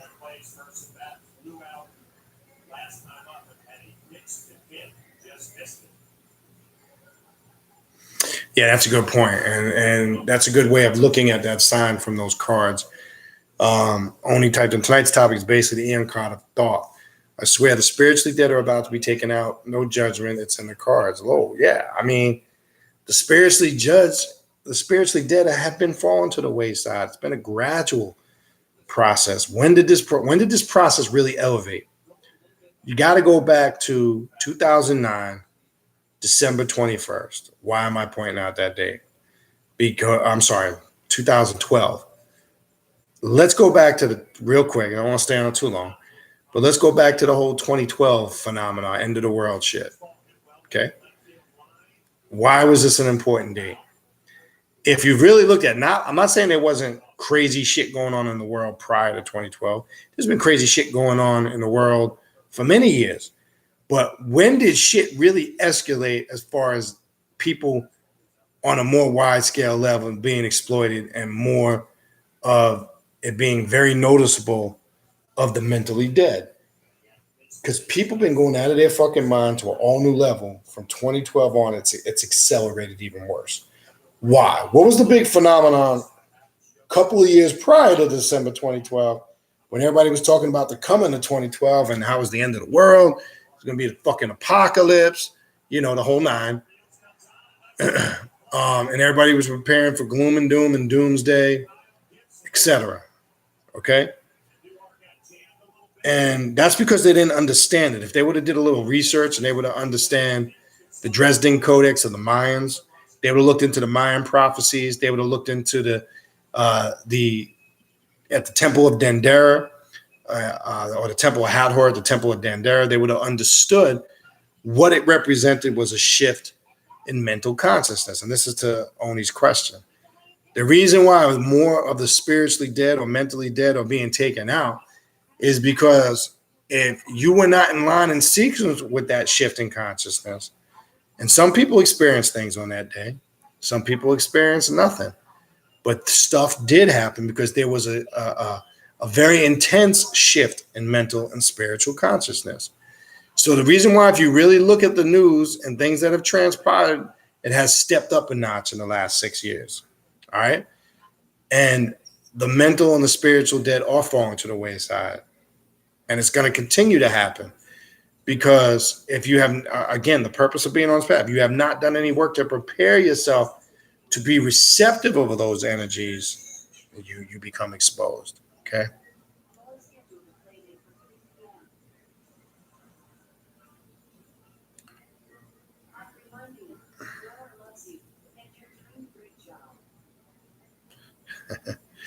Yeah, that's a good point.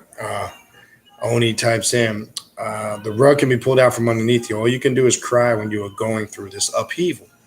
And as I mentioned in the very beginning of the video, the growth stages that you go through are it's very painful. I'm not gonna front like it's all peaches and roses, because it's not. In those growth stages and change and transitions you go through on this path, there's a lot of hardship. There's a lot of pain, mentally, emotionally, not just physically. But like I said before, your greatest stages of growth are in them growth pains, right? That's one of your most. You're gonna find those are gonna be some of your most intense spiritual moments in your growth and development on this path. So a real trooper or a real champion, for lack of a better word, embraces them wholeheartedly. They don't run from them. They don't sit around, bitch, moan, and complain about being the victim. They actually become proactive, not reactive. That's the difference. So there's going to be those hardships and pain. Like Oni said, yeah, the rug will be swept out from you. Okay, you are going to go through the upheaval. And that's why I said in the beginning of the video, if you have or you think you're going to be able to avoid it, then you're not truly on this path. Okay.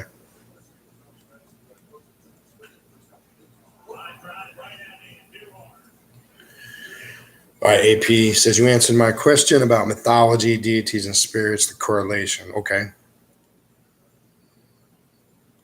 Only another good point. She writes, I had mentioned parchment paper. That's another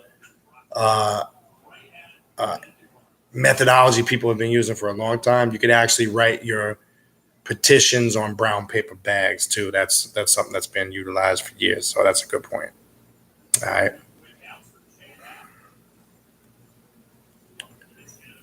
Okay. Damn thing skipped on me. Bear with me. Did its traditional skip when you get to the bottom. I notice it does it when you get like to the middle to the bottom. It's crazy. All right.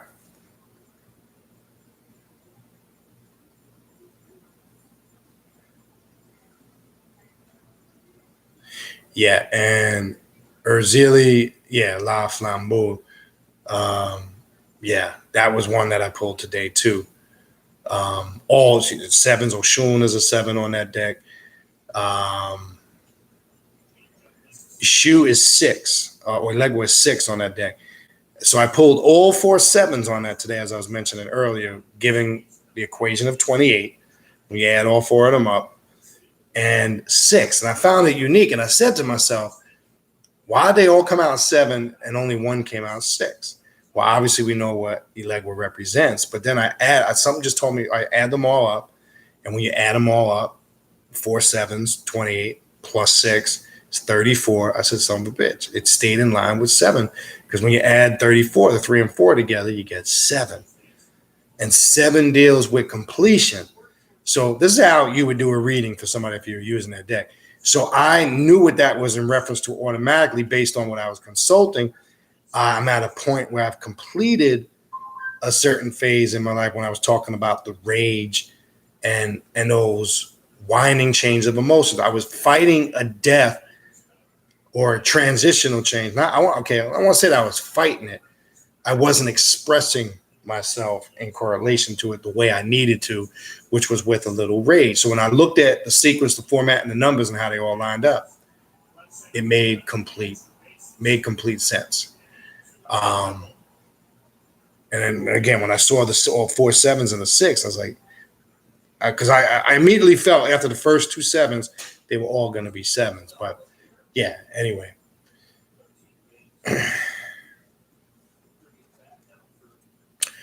What else we got? Sister Trina Hurt types in. Yeah, and that's what I was saying earlier. Simple is the way to go. Yeah, there's that old saying, what? It's only as hard as you make it, right? And I found this with a lot of things in life, not just, I know we're talking about information on this path, but I found just with life in general, I don't really like to be around people that make shit more complicated than it is. That's always something that was a turn off to me. It was always something that aggravated the shit out of me. My mother used to have this saying, stop making a mountain out of a molehill. You understand? We tend to do that with a lot of things in life. We make it more complex than it is. So when I say I look for simplicity, not in the sense of being a simpleton or somebody that could be taken advantage of, because believe me, those that know me, that's the furthest fucking thing that I am. I say that because to me, less is more, right? It's another term you hear in life. Less is more. And I'm a firm supporter of that concept. Less is more. Because the simpler you keep it, I believe the more you get out of it, the more you grow. So I always look for simplistic methods to connect, even in my ritualistic work. Are there certain times where it calls for certain levels of intricacy? Of course there is. But if for the most part, you can keep things very simple and effective, I just think it makes things a lot better. All right. Yeah, on to when we were talking about celebrate your nonconformity, Oni typed in earlier, I've never been a conformist. And that's your objective on this path is never, ever be a conformist on this path. Yeah, I saw earlier you posted you got that cupcake. And again, indulgence. There's nothing wrong with that. It's okay to treat yourself here and there with a delicacy or some deliciousness. Let me stop. And that's part of understanding that path of indulgence. Should you eat cupcakes 5, 6, 7 days a week? No. Why? Because use common sense. Keep it simple. What's going to happen? You're going to get out of shape. You're going to get fat. You're going to get diabetes. But does it mean you should never eat cupcakes? Absolutely not. Have that special moment. That's called understanding the practice of indulgence. It's that way with food. It's that way with sex. It's that way with money, right? Some people struggle with the management of money, right? You know how many clients I deal with? It's not that money's their issue. It's keeping it. Because a lot of people get money constantly. It goes from this hand right out this hand, gone. Some people struggle, and it's a spiritual thing. They struggle with keeping money consistently. And once they, dig a little deeper and find the reasons why that is, it's a very simple issue you can fix. Okay. So, yeah, all those things are correlated and all those things are connected. All right.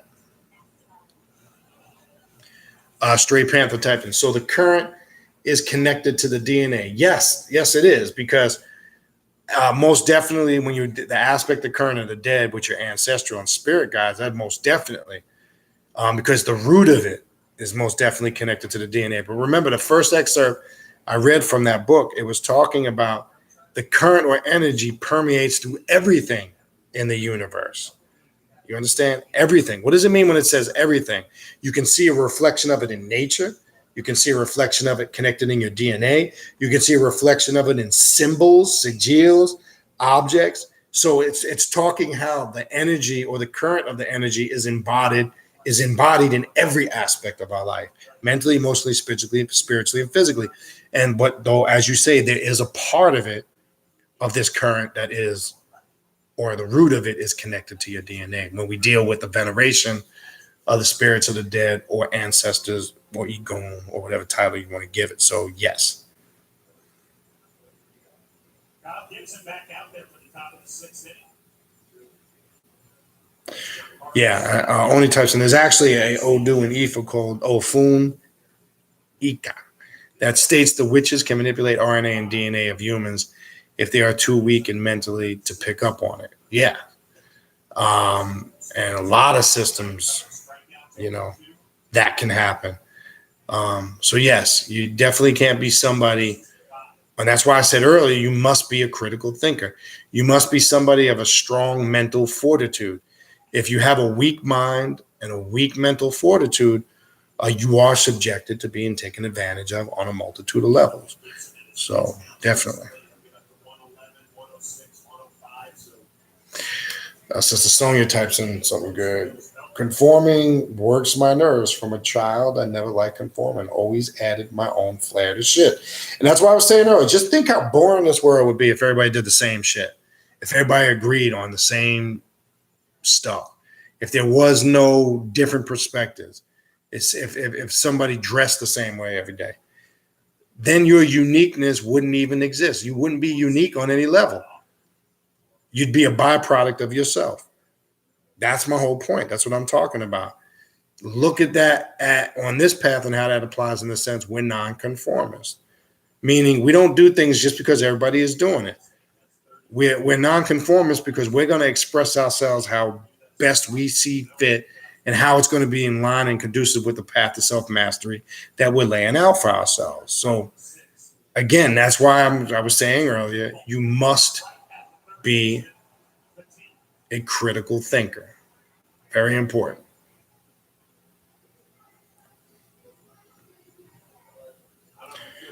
And then Sony typed in Virgos are natural critical thinkers and analyzers. I'm just saying that's true. Okay, it's Virgo season.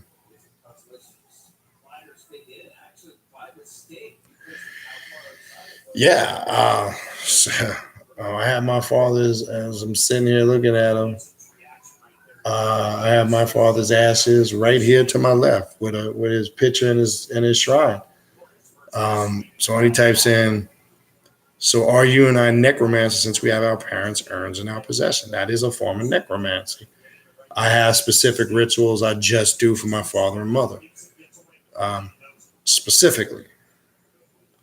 So again, remember, it's said in the book earlier, working with any objects. So ashes or urn is objects that's connected with necromancy or the dead, right? And again, if you came in late, remember we always got to start with the basics. Understand the phonetics and the etymology of the word. Necro is the Greek word for dead. So when you're saying necromancy or you're saying necropolis, you're talking about the abode and the spirits of the dead, right? So in essence, in the actual word itself is explanation of that. Remember, the word that we use in English, the word negro is actually necro.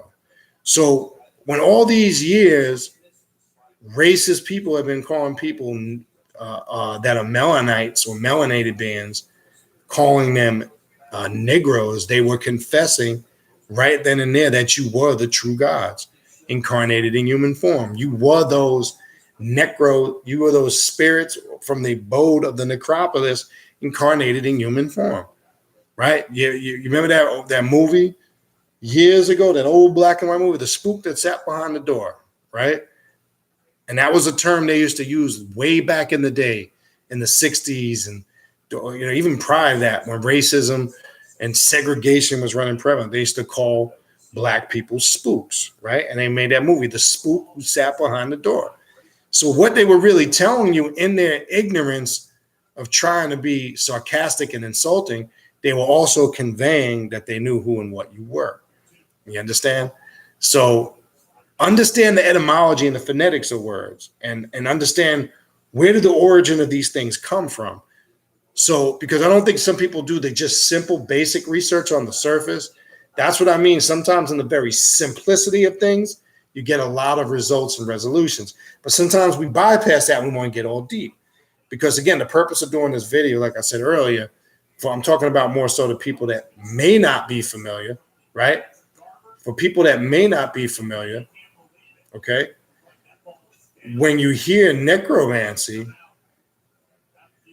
maybe to newer people, they think of, skeletons and conjuring dead spirits, working at graveyards and cemeteries. And as I said before, that's part of it. Don't get me wrong, but that's not the only part of it. As you see tonight, we've been talking about in depth a multitude of levels of what necromancy, gatekeepers, road openers, archetype deities, how this all connects and how you work with it. Crossroad deities, right? That's what the barons are in Voodoo. They represent crossroad deities. Papa Legba represents those crossroad deities. Because at the crossroads, right, when you get to a crossroad, that it represents a point in your spiritual journey where there has to be something you can connect with that can bridge that gap. So as you go down these paths, because you have a multitude of options, right? So you need the paths open and cleared for you that are going to best work for you. One more key aspect of why you work with necromancy, okay?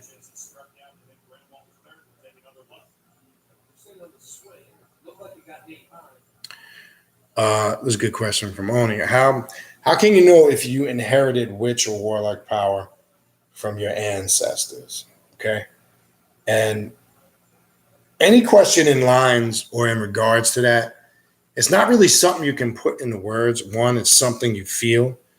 And when you get that feeling and you're carried and motivated to carry out things that are affiliated with that specific spiritual system or concept, and you start getting results and it comes natural, that's confirmation that you have inherited some of that power. So I say all that to simply say, again, you will know. It's not really like something, you're able to format it and just put it into words and it's self-explanatory. Based on your experiences, your feelings and things that you go through, you will know. Trust me.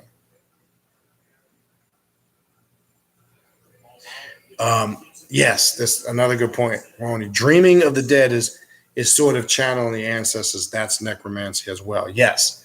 But remember, as I read earlier, any objects, systems, etc., that connects to the death current is a form of necromancy. And that's why I want people to see the vastness of it instead of the preconceived notion on the surface when people hear that.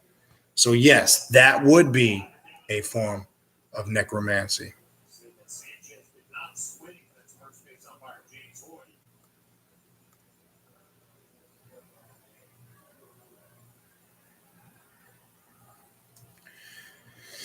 Okay, Oni types in devianation confirmed. My black holy death wanted to be on my nightstand and she's good there. I've noticed more spiritual evolution than ever. All right, if that works for you, that works for you.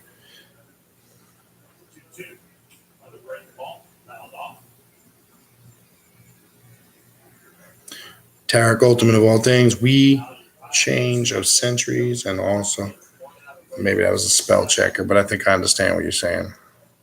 Damn, hold on, shit skipped again. All right, I'm trying to get to. Okay, here we go. Yeah, and I know you typed that question a little bit earlier. Well, no, not too long ago. Yeah, death is really just rebirth. Yes, it most definitely is rebirth. Nothing ever dies. You can't destroy energy. See, understanding what life and death is important, because we know when we get into the metaphysical and alchemy thing, and it's something you're taught in the alchemical schools. It's something that's taught in the Rosicrucian order, the vital life force. Some call it ether, right? They teach you this, and science confirms it, right? When you look at the breakdown of what we call spirituality and you apply the scientific aspect of it, right? We're taught for years in science, right, that, quarks were some of the small, or at one point was taught was the smallest particle, right? Then we know that atoms broke down into these quarks, right? Quarks broke down into biods. Biods broke down into zeals. Long story short, it kept going on and on and on. This was the key to understanding, quote unquote, the spiritual realm or the abode of eternal life. So you can't destroy energy. Okay. You're taught this in the alchemical schools. You can't destroy energy. You always live on. You never die. Do you die physically and give up the breath of life, what we know here in the physical realm? Yes. So they took that quote for an example in the Bible, as it said here, from chaos you came, from chaos you shall return. From the dust of the ground you came, physically from the dust of the ground you shall return. But we know the soul lives on eternally. That's what real vampirism is tapping into and trying to get you to understand. The soul can never be destroyed. The soul is the greatest gift you have in the universe, And nobody can take that from you unless you allow them to. You understand? So a lot of these peoples that are out, a lot of these people or dogmas or systems that are out to deceive you, they're out trying to captivate your soul, because from the soul emanates everything, your spirit, your emotions, your makeup. It identifies the type of person of who and what you are on a multitude of levels. So if they can capture your soul, right, they can pretty much control your emotions. And that's why there's an old saying, right? If you lose your mind, you actually lose your soul. That's what it really means to say how you lose your soul, because once you lose your mind and you're not incorrect, or you have all your faculties, that's when your soul is able to be snatched. Your soul is the very essence of who and what you really are. Your soul is what you always were before you. And again, I want to sound philosophical and get into a bunch of Swami Guru mumbo jumbo, but these are realizations that come to you with work in the death current. You have always been here. You start to realize that this ain't your first time here. So you never die. You always understand you're always born and resurrected on a multitude of levels. So that is exactly how I look at death. And that's why I said earlier, there will be many spiritual deaths you will go through in this lifetime that you will be fully 100% conscious and aware of, right? And this is all part of working with the death current, all right? What else we have?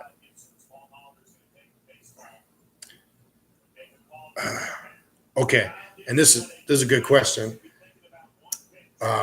Brother B, what are your thoughts on a person who claims they do not dream? Well, what the person who claims they do not dream don't understand, it's not that they don't dream, they just don't have recollection of it. And it could be for a multitude of reasons. There could be many things blocking it. It could be things that trigger stress mechanisms. When we were talking about the pineal gland not being activated or being calcified, so they're not able to fully tap in and experience their spiritual experiences or impressions. You do dream. It's just those things, those that can't recollect it have to really just understand it's stored in their subconscious. It's just that they're not having recollection of it.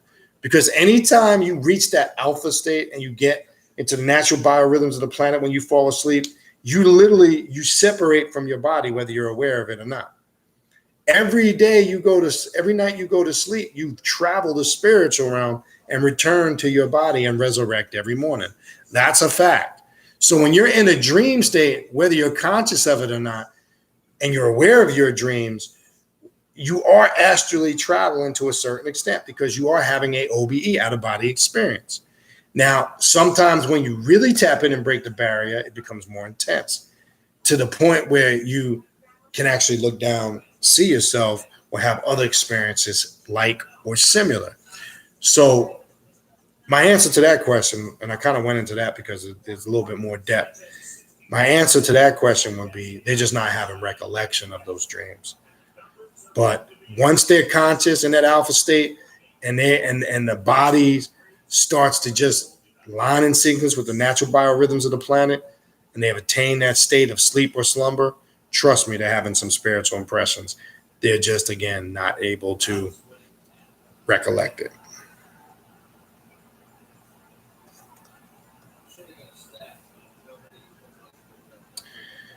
Stuffed archetypes. And I have thought about those who don't dream. I think they may be bodies without what make you a part of the system. Could be. All right. Tarek, ultimate of all things, your supreme idea should be that you are above it all, superior to it all, and have control of it all. You simply must take this higher ground, all action. And that's true. Because remember, once you understand, remember, the black adept, he or she, is always at the center of the equation, on the center of their axis. When you're on the center of your axis, you're controlling your personal universe. You make the calls, and you're not at the bay and mercy of anything or anybody. And yes, all those terms that you use to describe, we should apply to ourselves And that's what this path is about in a nutshell. All right. So that's a good way to look at it.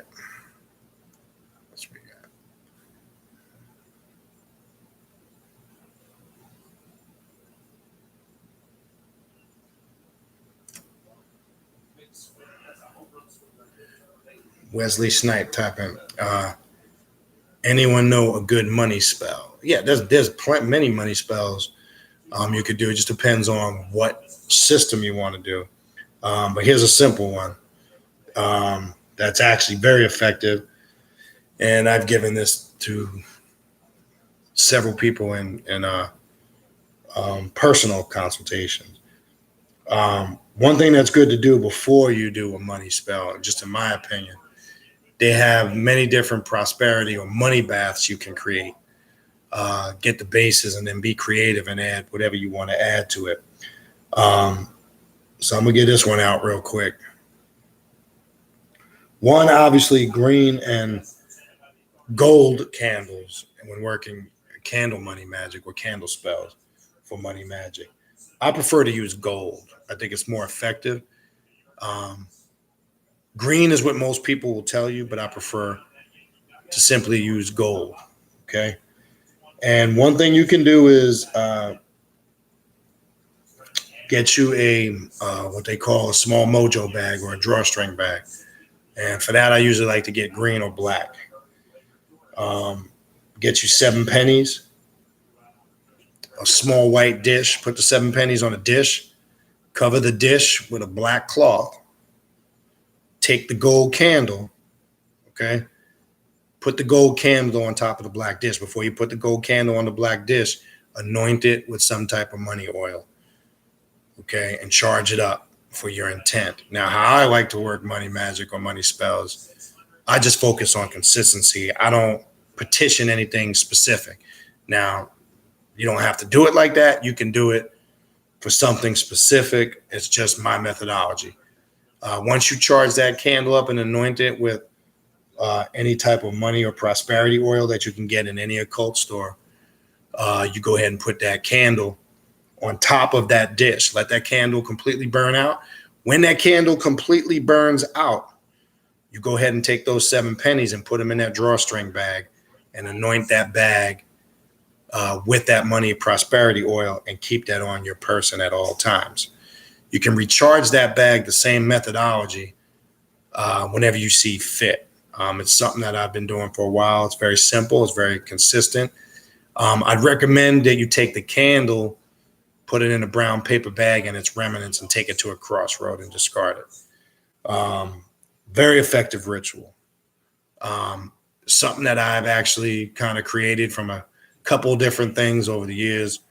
And it's something that I get results from. So a little something I'll throw at you, real simple. But there's many. All you got to do is do your research on them.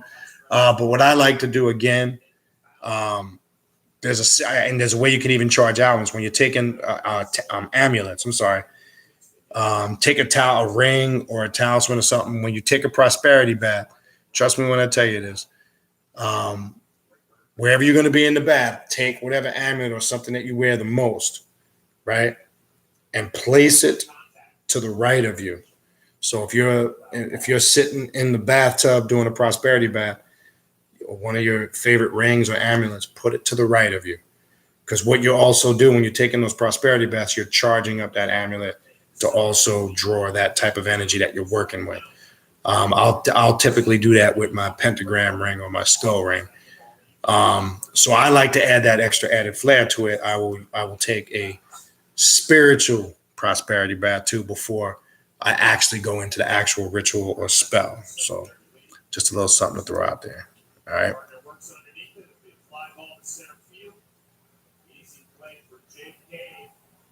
The story at the top of the 6th inning was Gary Sanchez, who has gone through some struggles. All right, there are certain Stuffed Dog 69. There are certain mindset, ideas, and cultural paradigms that will trap a lot of people. We have to be able to see things for what they are, and if need be, let shit go, no matter where the idea came from. Well, here's the thing. Tune into the radio show Thursday night because that's kind of going to be the topic. The topic for the Awakening Universal Minds radio show Thursday night is you must let all things go to become a god or a goddess. Trust me. That's gonna be a tough pill for a lot of people to swallow on Thursday night. That's gonna be raw dog McGraw. Some people's feelings are gonna get hurt on that one. Trust me when I tell you, because they're gonna have to go in and do some deep, introspective look at a deep, intense look at themselves.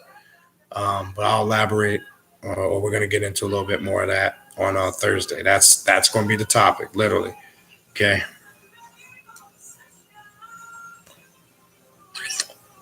David Kinsler type saying, death is beautiful, but it's not the fluffy God shit I was taught. I'm no longer afraid and beat down, but the knowledge seems to be overwhelming my experience. And it can. And you're not the first to express that. You gotta, again, it depends on where you're at in this on the spiritual path in this journey. You do most definitely need, in the beginning stages anyway, pace yourself. Have a focus. What I suggest is this. I always tell people this. You always hear me say consistency is the key. So you want to focus on a few things till you get a grasp. Don't be all over the place. Now, as you get more seasoned and experienced, you could do a multitude of things simultaneously. So when you're feeling overwhelmed like that, you might just have to put some things down temporarily and just focus on a few things until you get a good grasp and understanding of them. Because, as you said, because the vastness of this path, because the multitude of avenues you can take as far as the knowledge and the system, it can be very overwhelming. And you're right. And a simple method to really not become a victim of that is you're just going to have to temporarily put some things aside and put them down for the time being. Take some things that you gravitate towards that you really like and focus on them for a little bit of time, master them. And when you got a good grasp of them, then take something else on. So what'll happen gradually over time, things will start to become second nature. You'll just do without doing. You ever hear that term, do without doing? That means it just becomes second nature. You don't really have to make an effort to do it. And you'll be able to, quote unquote, do, as they say, multitask. So that would be my advice for that. Tarek, ultimate of all things, train yourself to think that you are a master of mind and body because you are above mind and body and possess the power to use everything that is in mind and body. You are above it all, superior to all. That's right. And remember, the first hermetic principle of Tahuti is what? All is mental, mental is all. And that's the first concept to understand as a black magician, because that shows you the power of the subjective, right? Understanding your subjective realm. All things are formed in your subjective realm before they manifest on the objective. And that's why we're, quote unquote, these Kemetic conscious communities got it backwards. They first try to have you focus on Ma'at and the principles of Ma'at. But as I said before, you can't fully understand the principles of Ma'at if you haven't mastered the 7 principles of Tahuti or the 7 hermetic principles. Because as I said before, the principles of Ma'at are giving you an understanding and breakdown of the objective realm, because everything about them are objective. Don't be confused. And the hermetic principles deal with aspects and really understanding the subjective realm. So when understanding both of them and a good harmony in how they connect, that's why you'll see one of the first things people tell me on this path, what's a good book to start with? And I always say, the Kabbalion, the 7 hermetic principles of Tahuti by the 3 initiates. It's a book that I will go back to time and time again because it's so relevant and it could be applied in so many different ways and different levels. So that's an excellent point. All right, we're almost here at the end. We'll wrap this up shortly. Tarek, ultimate things, man. You on money tell you they tell you you are mind controlling body, but it's you controlling mind and body. You use them to have the experience. True indeed. Only typed in the 7 Sephiroth on the tree of life, Netzek emotions all day long. Venus rules the Sephiroth, right? And I was looking at that when I pulled those 7s today, and it's all in line and in sequence with that. And that's why I'm saying when you're working with that energy and the message, because remember, as I said, when you're working with the dead And the reading I did today was working with the spirits of the dead. When you're working with the dead, remember, it's one of the greatest systems of what? Communication and clarity. See, again, I'm seeking out things that I'm not aware of. I'm not worried about the things I do know and I am aware of. That's irrelevant to me. What I really want, how I'm going to really grow and how I'm going to really change is doing work to bring an awareness of things I'm not familiar with. You understand? All right, where we at? There, Stuffed Dog 69, there, for you are higher than mind and body. So we are not human beings. We are humans becoming. No, you're only, if you accept your mortality, then yeah, you become mortal because you think like a mortal. This path is always promoting to understand how you have always been immortal. And the trick was always indoctrinating us with slave doctrines of faith and belief and ignorance, right? That brings you down, the doctrines of, God, angel, man, and devil, right? And you're just the second lowest point, so-called. But the devil that they kind of, put at the bottom was actually the energy or the adversary force we should have been focusing on, because the adversary, or as they say, Satan or the devil in their Bible, was adverse to their bullshit and was actually from the very beginning in their biblical stories was telling the truth. Like that garden story that I was mentioning earlier, right? He said, don't, when God told Adam and Eve, if you eat from that tree of life, you shall surely die. And he said, that's a fucking lie. They don't want you to eat that because you become like them. And the serpent, as they say, quote unquote, we know it wasn't actually a serpent, was telling the truth. So when you look at the mind fuckery, they were in the religious story and the biblical stories, they were working wizardry on us from day one, because the very shit they were telling you to stay away from was the very shit that they were running on you. Do you understand that? They were doing it right in front of your face. They weren't hiding it. They were deceiving you, lying to you, telling you one thing and then doing another smack right in front of your face. So, yes. All right. And that's a good point. Tara Goldman, all things. Yes, definitely. The soul lives forever. That's great. It never dies. We multiply colors. No, let me stop. I don't know why that shit came to my mind. See, there's another point I was talking about with music the other night. See how a phrase like that just triggered the song Colors by Ice-T. To show you, if you don't think this shit is all connected, don't ask me why that song just came out. Well, I know why. But to show you how the mind operates and how sounds and certain words and certain emotions can trigger certain thoughts.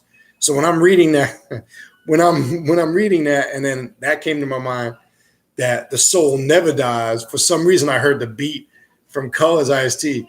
We never die. We just multiply colors. And I heard the whole. Anyway, I'm sorry. Moment. I think some of you can relate to what the fuck I was just saying, but I'm just going to show you how it's all connected. You understand? All right. What else we got here? Yes, definitely soul lives forever, and that's the vampire. That's us living and feeding. True indeed. All right. And that's what triggered that thought process. That's a good comment by Stuff though. Apple Crown Royal bags will make a great mojo money. Yeah, I've heard. Yeah, the Royal Crown bags. Yes. I think I used to have a purple one a while ago. I used to actually keep an Orishi tarot deck in there. Yeah, because they have the drawstring bags. You can use again, if you're charging it with use what you see fit. But when you're working those type of spells with money, the main thing to focus on is colors because of vibration and frequencies that they carry. Make sure you're using tools and implements that connect to the working. So if that works for you and somehow you're connecting it, that works. Stuffed Dog 69. The link to the radio show, if you scroll up, Sonia put it in she put it in there. And if she's still in here, maybe she can put it in again. She put the link up. If you scroll up earlier, look for our Sonia. She typed in the link to the radio show. If you don't see it, email me, and I'll send you the link. And then you could actually go to the page and click the follow button, and you will get a notice It's Awakening Universal Minds on talkshoe.com. If you go to talkshoe.com, type in Awakening Universal Minds, and once the show comes up, you can hit follow, and then that'll put you on the list. You could also send me an email at khnum19@gmail.com. That email is in the description box, and I can forward you the link, or anybody else that doesn't have the link.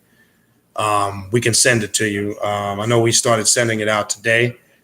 And again, I just want to remind everybody I want to be clear on that. That'll be the second Thursday of every month. Want to make that sure. Second Thursday of every month. Okay. I want to be clear on that. 8 p.m. We used to start at 9. We're going to start an hour earlier. 8 p.m. to 9 o'clock was a little bit rough and went late sometimes. This way, if we do stay on a little longer, it doesn't go into too late in the evening. So we can send you that link. And again, if somebody has it and it is in here, I know, like I say, if Sonia's still in here or somebody, I know there's people in here I forwarded it to. If they can just put the link in the description box or just email after, and we'll make sure you get it. All right. Yeah. And Dark Occultist typed in, and this is true. And we're going to be talking about this, both of us on the radio show on Thursday. That's why the show is titled Letting Go. You must let go of everything to become or to evolve into a god or a goddess. And I'm going to be honest with you. I don't say this in a disrespectful way. It's not going to be a pretty show. It's not going to be a pretty show in sense. It's one of them reality checks. And on the radio show, it's a little bit more raw dog, McGraw. And if profanity bothers you, it's not the show you want to tune into. The language can get a little vulgar. Energy gets a little hyper. It's a different thing. But that's what we're going to be addressing, because we need that. We need to understand that all of these titles and I'm not going to get too much into it now. Even we get comfortable using these terms, occultist and adept and left-hand path. And I'm trying to get people to see even that we got to start gravitating away from. Because you really can't put a title on truth. Truth just is. Now, we put titles on things as mortals and humans to make ourselves feel comfortable. But we're going to elaborate a little bit more on that on Thursday. We can't let the titles identify us. But then it's going to even get deeper than that. We're going to talk about these things that we're not letting go of, that we think we have, and things of that nature. But we'll talk about that on Thursday. This is a good question by Trina. This is a real good question. Actually, there's the link. Sonia just put it in again.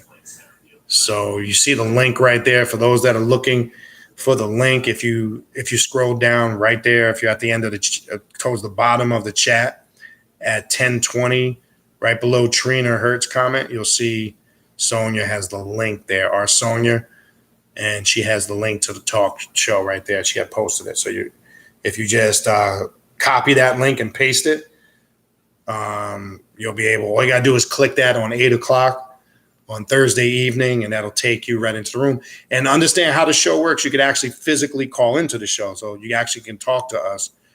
There's a live chat going on, just like we're doing here right now, and you can listen on the phone too. And after the first hour, close to the first hour is done, we go to the phone. You can call and comment, as long as you don't get spooky and stupid and get long and drawn out, which doesn't really happen because we shut that shit down. But we have fun with it. So you can actually call in. It's a call-in talk show radio. We're gonna bring some guests back, some that we've had on in the past. We've had on in the past. So I don't think I'll bring a lot of them back because it's a little different. We've had on Dr. Delbert Blair. If you go into the very beginning archives a couple of years ago, we had Dr. Delbert Blair on a few times, 2 times. We had Dr. Phil Valentine on a couple of times. I don't know how much we've had Dr. Jewel Pookrum on in the past. We had her on a couple of times. Dr. David Emotep, Bal Cadman, actually, as I've said before in the past, he did his first public appearance on our show, and he tells you that at the beginning. It's the first show he ever did publicly. He's been on. Dr. Edward Bruce Bynum, who was one of our favorite guests, and we're definitely going to have him back on. He's been on several times. I like Dr. Edward Bruce Bynum because he brings the science. He's, obviously a certified PhD psychologist. He really brings an aspect of spirituality, in my opinion, that we're lacking, the medical and the psychological aspect of it. He does deal with some levels of left-hand path from the Dravidian aspect. He's been initiated in a lot of African spiritual systems. He's traveled the world. He's got a mad cool vibe. He's very laid back, very, very laid back, mellow type of a guy. And those who've been on the show and have been there when he's been a guest, he drops a lot of jewels. And he's authored a multitude of books, and you always hear me mentioning and referencing his books. I would encourage anybody to seek him out. I think he's one of the few quote unquote black scholars that, in my opinion, doesn't get the publicity and credit he should, because he doesn't talk spooky shit. And I think he touches on a lot of areas that, quote unquote, a lot of these conscious circles don't really want to talk about because, one, I don't think they're equipped to. And that's my opinion. And that's one of the books that, we, or I myself, came across several years ago that really, really sparked. And that's a book I'm constantly in and out of. And a lot of this stuff that I'll build on, a lot of stuff will come out of his work. So he will definitely be back on the show. So we'll bring some guests back on here and there. Matter of fact, I might even reach out to him to come on, as since he's been one of our regular guests. Might reach out. I tried to. Now in the early part, we brought on, quote unquote, some of these black conscious teachers, but no disrespect, and we brought them on so people can get, again, as we've said on many of them shows, we don't bring them on because we agree with everything that they teach. We bring them on so people can get a broad spectrum, different perspectives of spirituality, and you guys be the judge and draw your own conclusions on what works for you and what doesn't. It's kind of hard for me to sit through all that quote unquote pro-black rhetoric shit nowadays because it just becomes redundant. And I can't really sit and listen to a fiesta of how great we used to be back in the day and what the devil did to us. That shit just is boring as fuck to me. So, we did a lot of that stuff in the early stages of the show a few years ago, just to kind of crack the door open. Not that we were really into that stuff hard, but it was kind of a way, honestly, to attract an audience in the beginning. That's why we did that. Wasn't really our goal and intent to be on that quote unquote pro-black conscious tip, because that's not what the show was really about. But doing that was a perfect plan because it gathered a whole level of listeners that were looking for occult, quote unquote, black magic type of information. So I don't really know how much we would really bring any of that back on that level. We try now to more or less bring people that deal with this path. You know what I'm saying? So look for more guests now. Now, I also want to bring, there's some people that, and there's some of you sisters in here, and there's some people on this path. We want to, I've even searched YouTube. We want to bring new and fresher people that are out there doing this work so people can see, that goes on, that's a reality. So we're kind of looking to bring, I don't care how new they are, that's irrelevant. Bokor Rodney Coleman was another good guest we had on one time, and I was thinking about reaching back out to him because he is a Hogan and the voodoo hoodoo practitioner. If you look in the archives, he did a really excellent show with us, and I like his style because he's no chaser, cuts no corners, gets straight to the point. So anyway, that's some of the things moving forward. But there's the link for those that need it. All right, let me get these last couple questions and wrap it up. Good question by Trina. If the person who has lost their mind has a fragmented soul, is there a process to retrieve the soul and bring it back together again? Now, this is tricky. I'm gonna tell you why it's tricky. All right. The reason why it's tricky is because the mind is the key in this question, okay? Now, you can use the term also fragmented soul. The key is if they can get full control of their mental faculties, and if they're not too far gone where they can't come back from it, that's the key. So there are people that have gone into maybe states of mind that are out of character for themselves, and they're not, fully cognizant of their actions and emotions. If one can get back to that type of harmonious mindset, yes, they can put it back together again. But that's the key. As long as that mind, they haven't lost it completely, where you can get to that point, you can lose it completely. And then what can tend to happen is you can open yourself up to walk-ins and hearing voices, and people see things. And it's not as crazy as that might sound to us on the surface. I'm not saying to us mainstream, I'm talking about to how that might sound to the average person.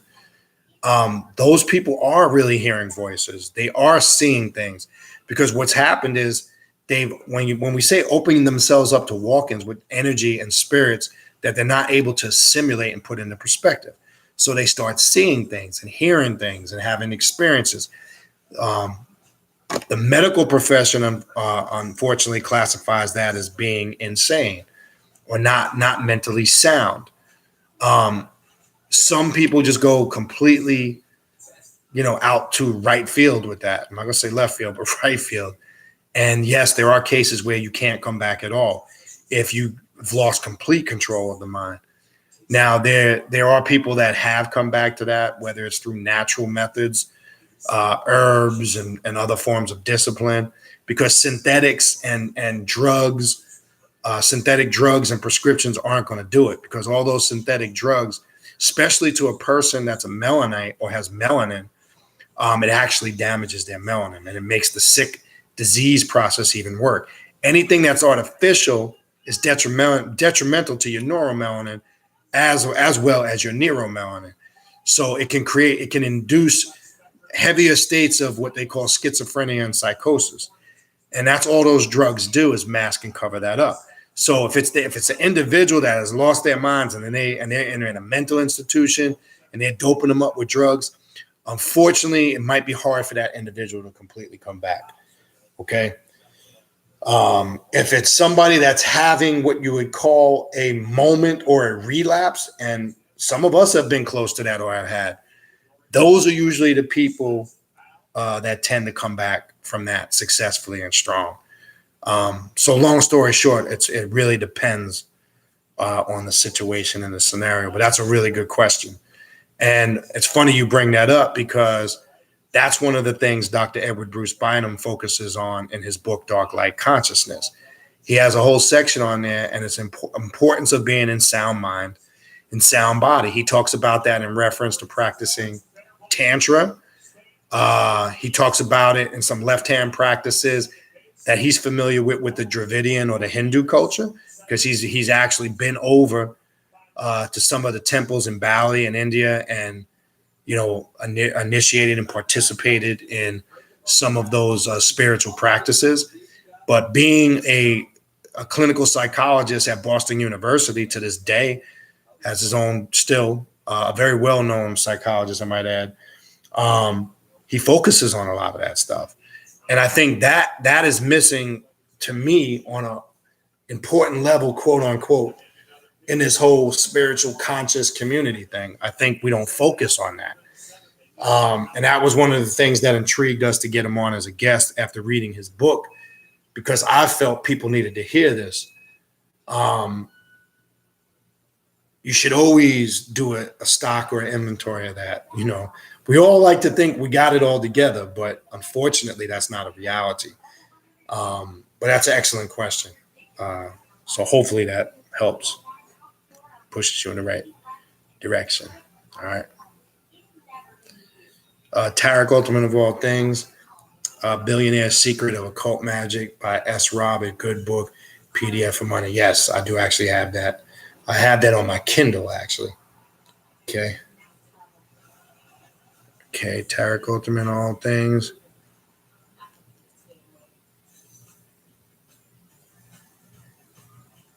Okay, that's personal conversation. Let's skip that. All right, hold on. Things skipped. Damn.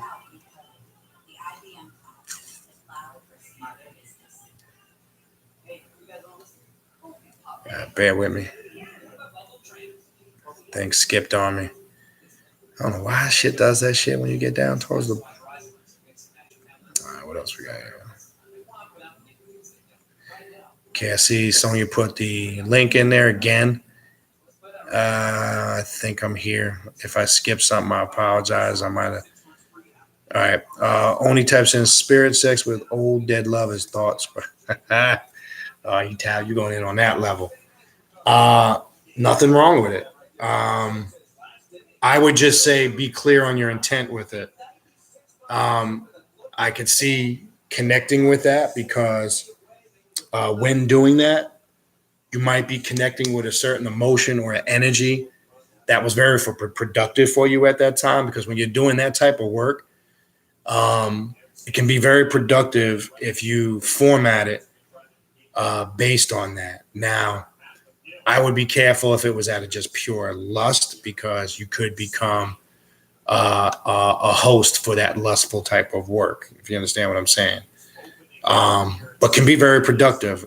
So my answer to that would be just if the intent is right and the purpose is right, because I know that can be done very effective if the particular scenario or individual is connecting with a certain energy at that moment in your life that was productive. You understand? Because you can recreate that energy to be a productive force in the now. So that is a very effective aspect of magic. And I know some people might look at that, person's deceased, but that's irrelevant. We know what that really means. So yes, I would. That would be my perspective on it. Be clear on purpose and intent, which not just for that should be for everything. But I think I'd be extra clear on my purpose and intent with that. All right. Only typed in. I use gold candles to seal my honey jars and sugar jars. Yeah, I've heard that before too, and that's fine. Again, remember something I'll always say, and whatever works for you and you get results, do it. So if I'm passing on information, or if you're reading information in a book, or you hear it from anyone else, remember, you feel free to make whatever adjustments and changes you feel you get the intuition to, and if it works for you, it works. But that's what you do. So remember, there is no set way to do anything. I just want to be clear on that. And that's the beauty of this path. There is no one particular way to do any and everything. Anybody that tells you that, and you will find people in every area of spirituality that think they got a lock on shit. They think that they know the way because they belong to some system or group. And then they'll tell you stupid shit like, no, you can't do it like that. Because a follower will tell you some dumbass shit like that. Anytime that comes out of somebody's mouth, I'll just stop and be like, oh, you don't even need to hear no more. Anybody comes to me, no, you should never do that like that because it is. Why? Because you read in a book or you heard somebody in a lecture or you belong to some group that told you that. Fuck that. That motivates me to do it completely opposite. That's the type of motherfucker I am. Everything you tell me not to do, that's exactly what the fuck I'm going to do. That motivates me. You know why? Just because I know everything in opposition is going to be the correct thing to do. And two, I want to piss you the fuck off just to show you that. So anybody that tells you and comes to you says, no, you can't do it like that. You have to do it like this. Based on what? Because wherever you got it from, at one point when they were doing it, it wasn't mainstream or norm. So did somebody come to them and tell them the same shit? So my question is, when methodologies are passed down, at what point did it be accepted as the norm, the thing to do? Because at one point it would have been considered rebel or nonconformist, right? It became conformist when some fool said, this is the way it has to be done. You can't do it any other way. Boom. That's how religion started. We don't do that shit on this path. So I don't care if you use Reese's Pieces cups to seal your honey jars or M&Ms or fucking or Chico sticks. Let me stop. Whatever works. That's it. That's what you do on this path. Don't let nobody tell you otherwise. All right. All right. Let me let people see that comment. I don't know why it was blocked. Damn. Fucking thing. Okay. only a continuation of her question. Can these old dead lovers block you from having relationships or sex with other people? That's why I say your purpose and intent. When I said just a minute ago, if your purpose and intent is clear, no. But if it's more that you're holding on to something and not letting it go, a reminiscing thing, and it's an emotional sympathy for yourself, then you become consumed by it. Yes, then it can affect you from having successful relationships. That's why I was saying, make sure you are clear in your intent and purpose. So yes, it can if you allow it. Yes. Yeah, dark occultists. I don't want those. Yeah, when we're talking about those guests, I don't want that shit on there no more either. It's just not conducive to what we do. And like I was saying in the beginning, that was part of the plan we had discussed, just to get a buzz and an interest, was to bring that type of guest on, and it did. It worked. And again, it's not. I don't want to do. Like I said, I had the ultimate respect to it, on a level with I respect Dr. Phil Vonnett. So I don't want to sit here. That's not what we do. We don't bash people. And he is an elder, so I respect all those elders, because they pay dues, they walk the path, even though, myself or others may not fully agree with everything they say, but I still have the ultimate respect for them. You've always heard me say, I've always had the ultimate respect for Dr. Delbert Blair, and then I've always been clear, even with him, I didn't fully agree with everything they said or taught, but out of all of them, I would say Dr. Delbert Blair interests me the most, because he was just everywhere. He covered everything, and he was a character. I know he came off a little odd to some people, but to me, that's what made him cool. We used to always joke around about his penis rings when he used to talk about that on the show. He was a funny dude, man. And one thing I never knew, because you don't know brothers that are into hockey. He's a big hockey fan, and a St. Louis Blues hockey fan, by the way. And I didn't know he was a fanatic in hockey like that. I mean, he watched hockey religiously. I believe he told me he hadn't missed a Blues game in I don't know how many years, but he's kind of like how we are with baseball. He was unique, and I think he was a well-rounded individual. As we read in the book earlier, he had one foot in the world, but he also had that other foot in the spiritual world, and he had good harmony. But yeah. All right, what else we got? Yeah, Sodom and Gomorrah had nothing to do. We could get into that. I want to get into all that right now, but it had nothing to do with homosexuality. It wasn't about any of that immorality stuff. What we could do is go through the actual, again, I won't do it now for the time's sake, go through the actual section of the Bible and the story, and go through some of see if you go into the actual Semitic language, the Aramaic that it was written in, the clarity will be in some of the words. The reason why I'll just leave it at this, and we'll expound on it, but we definitely can do that. The reason why people think it's a homosexual story is when the part where the men came to the door a lot and said, come out, bring them to us, as if they wanted to engage in some homosexual act. That's not what it was about.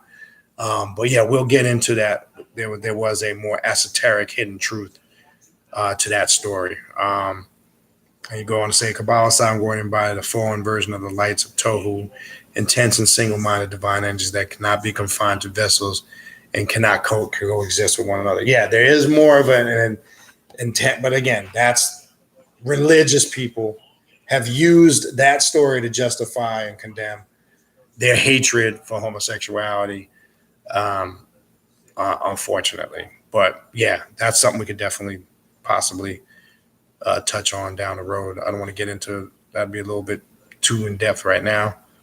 But you do make some good points. And then I read the second point you put in there. This single-mindedness is reflected in the selfishness of Sodom. Thus, Sodom and Gomorrah had to be destroyed entirely, just as the world of Tohu was destroyed. So that the world of Tikkun and the world of, I guess you continued on down, the world of less intense light and more concrete vessels could be built out of its ruins. Yes.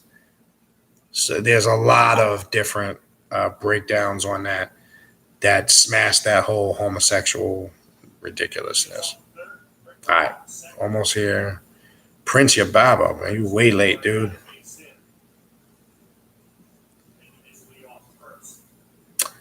Oni, yes, that's a common thing. Orbs, or shadowy looking figures out of the corner of your eyes. We have old pictures. It's funny you bring that up. 2009, when we had at the time, what we constructed was like an Egyptian temple where we were doing rituals, work, drummings, etc.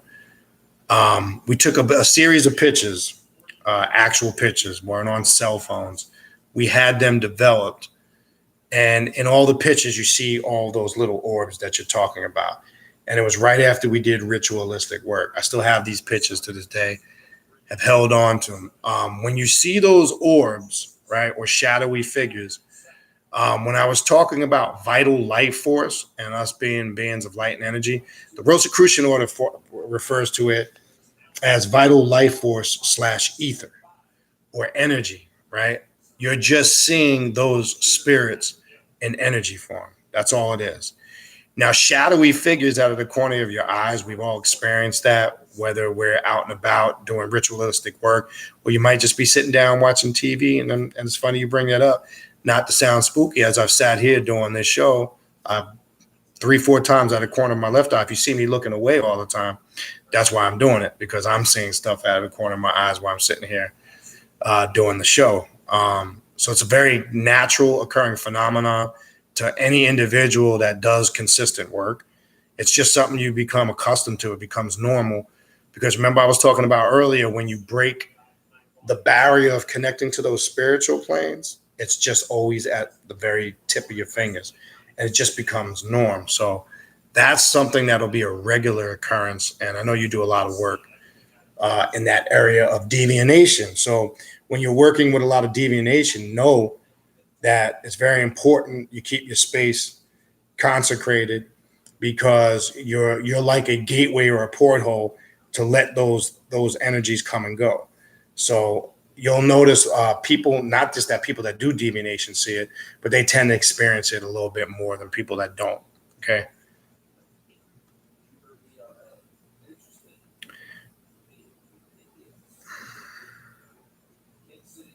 Yeah, I don't have no issues with dropping anything. Okay. Yeah, I'm watching that. I got the game on.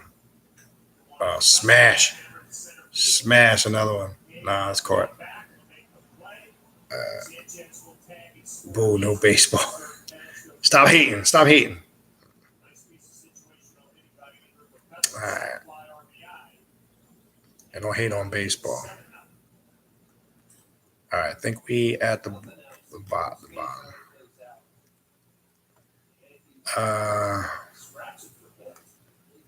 Okay. And then the last thing, I think we're going to stop it there. Yeah, I think I remember that show when you called in on and you spoke to Dr. Bottom. Yeah, don't be nervous. He's one of the most laid back dudes you'll ever talk to. You could just listen to his demeanor on the show. Even when I talk with him on the phone off the show, periodically here and there, it's just like talking to just a regular neighbor. He's that type of dude. You know what I mean? He's very laid back. We keep it kind of clean when he's on the show. He doesn't really use any profanity at all. He might slip a shit word here and there, but so we carry ourselves a little different when he's on the show. And then when he leaves, we, turn it up a notch. But he's mad cool. That'd be one of the least dudes you want to be nervous around. It doesn't come off as but it's not like a punk laid back. I want to be clear on that. It's like a smooth, like he knows his shit.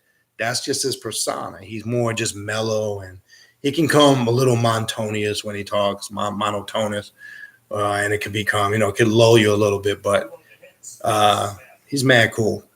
But yeah, anyway, we're going to go ahead and cut this here. I always say it's going to be 2 hours, and then it winds up going to 3. Hopefully that clears some of the misconceptions up on necromancy, spirits of the dead, gatekeepers, crossroad deities. It's a little deeper than conjuring spirits and working with skulls and burning candles. and doing graveyard work. That's part of it. Don't get me wrong. But hopefully now we got a little bit more in-depth clarity of how vast necromancy is and where it branches off into. All right. Having said that, so we'll see some of you on Thursday night. More than likely, with the show on Thursday, we might try to just do the YouTube feeds once a week. Can become a little taxing to do it twice a week. So I know we had talked about that. So I might stick to maybe Fridays or Mondays. And then with the show squeezed in there, but we'll see how everything goes. So you got all the information on the ritual at the end of the month, all the things we got going on the radio show, the email address. Sonia post a link to the show. If you need to contact me in reference to any of those things, the email is right in the description box. Appreciate everybody tuning in, and peace, love, and hair grease. And we'll see some of you guys, or we'll talk to some of you guys on Thursday night. Peace.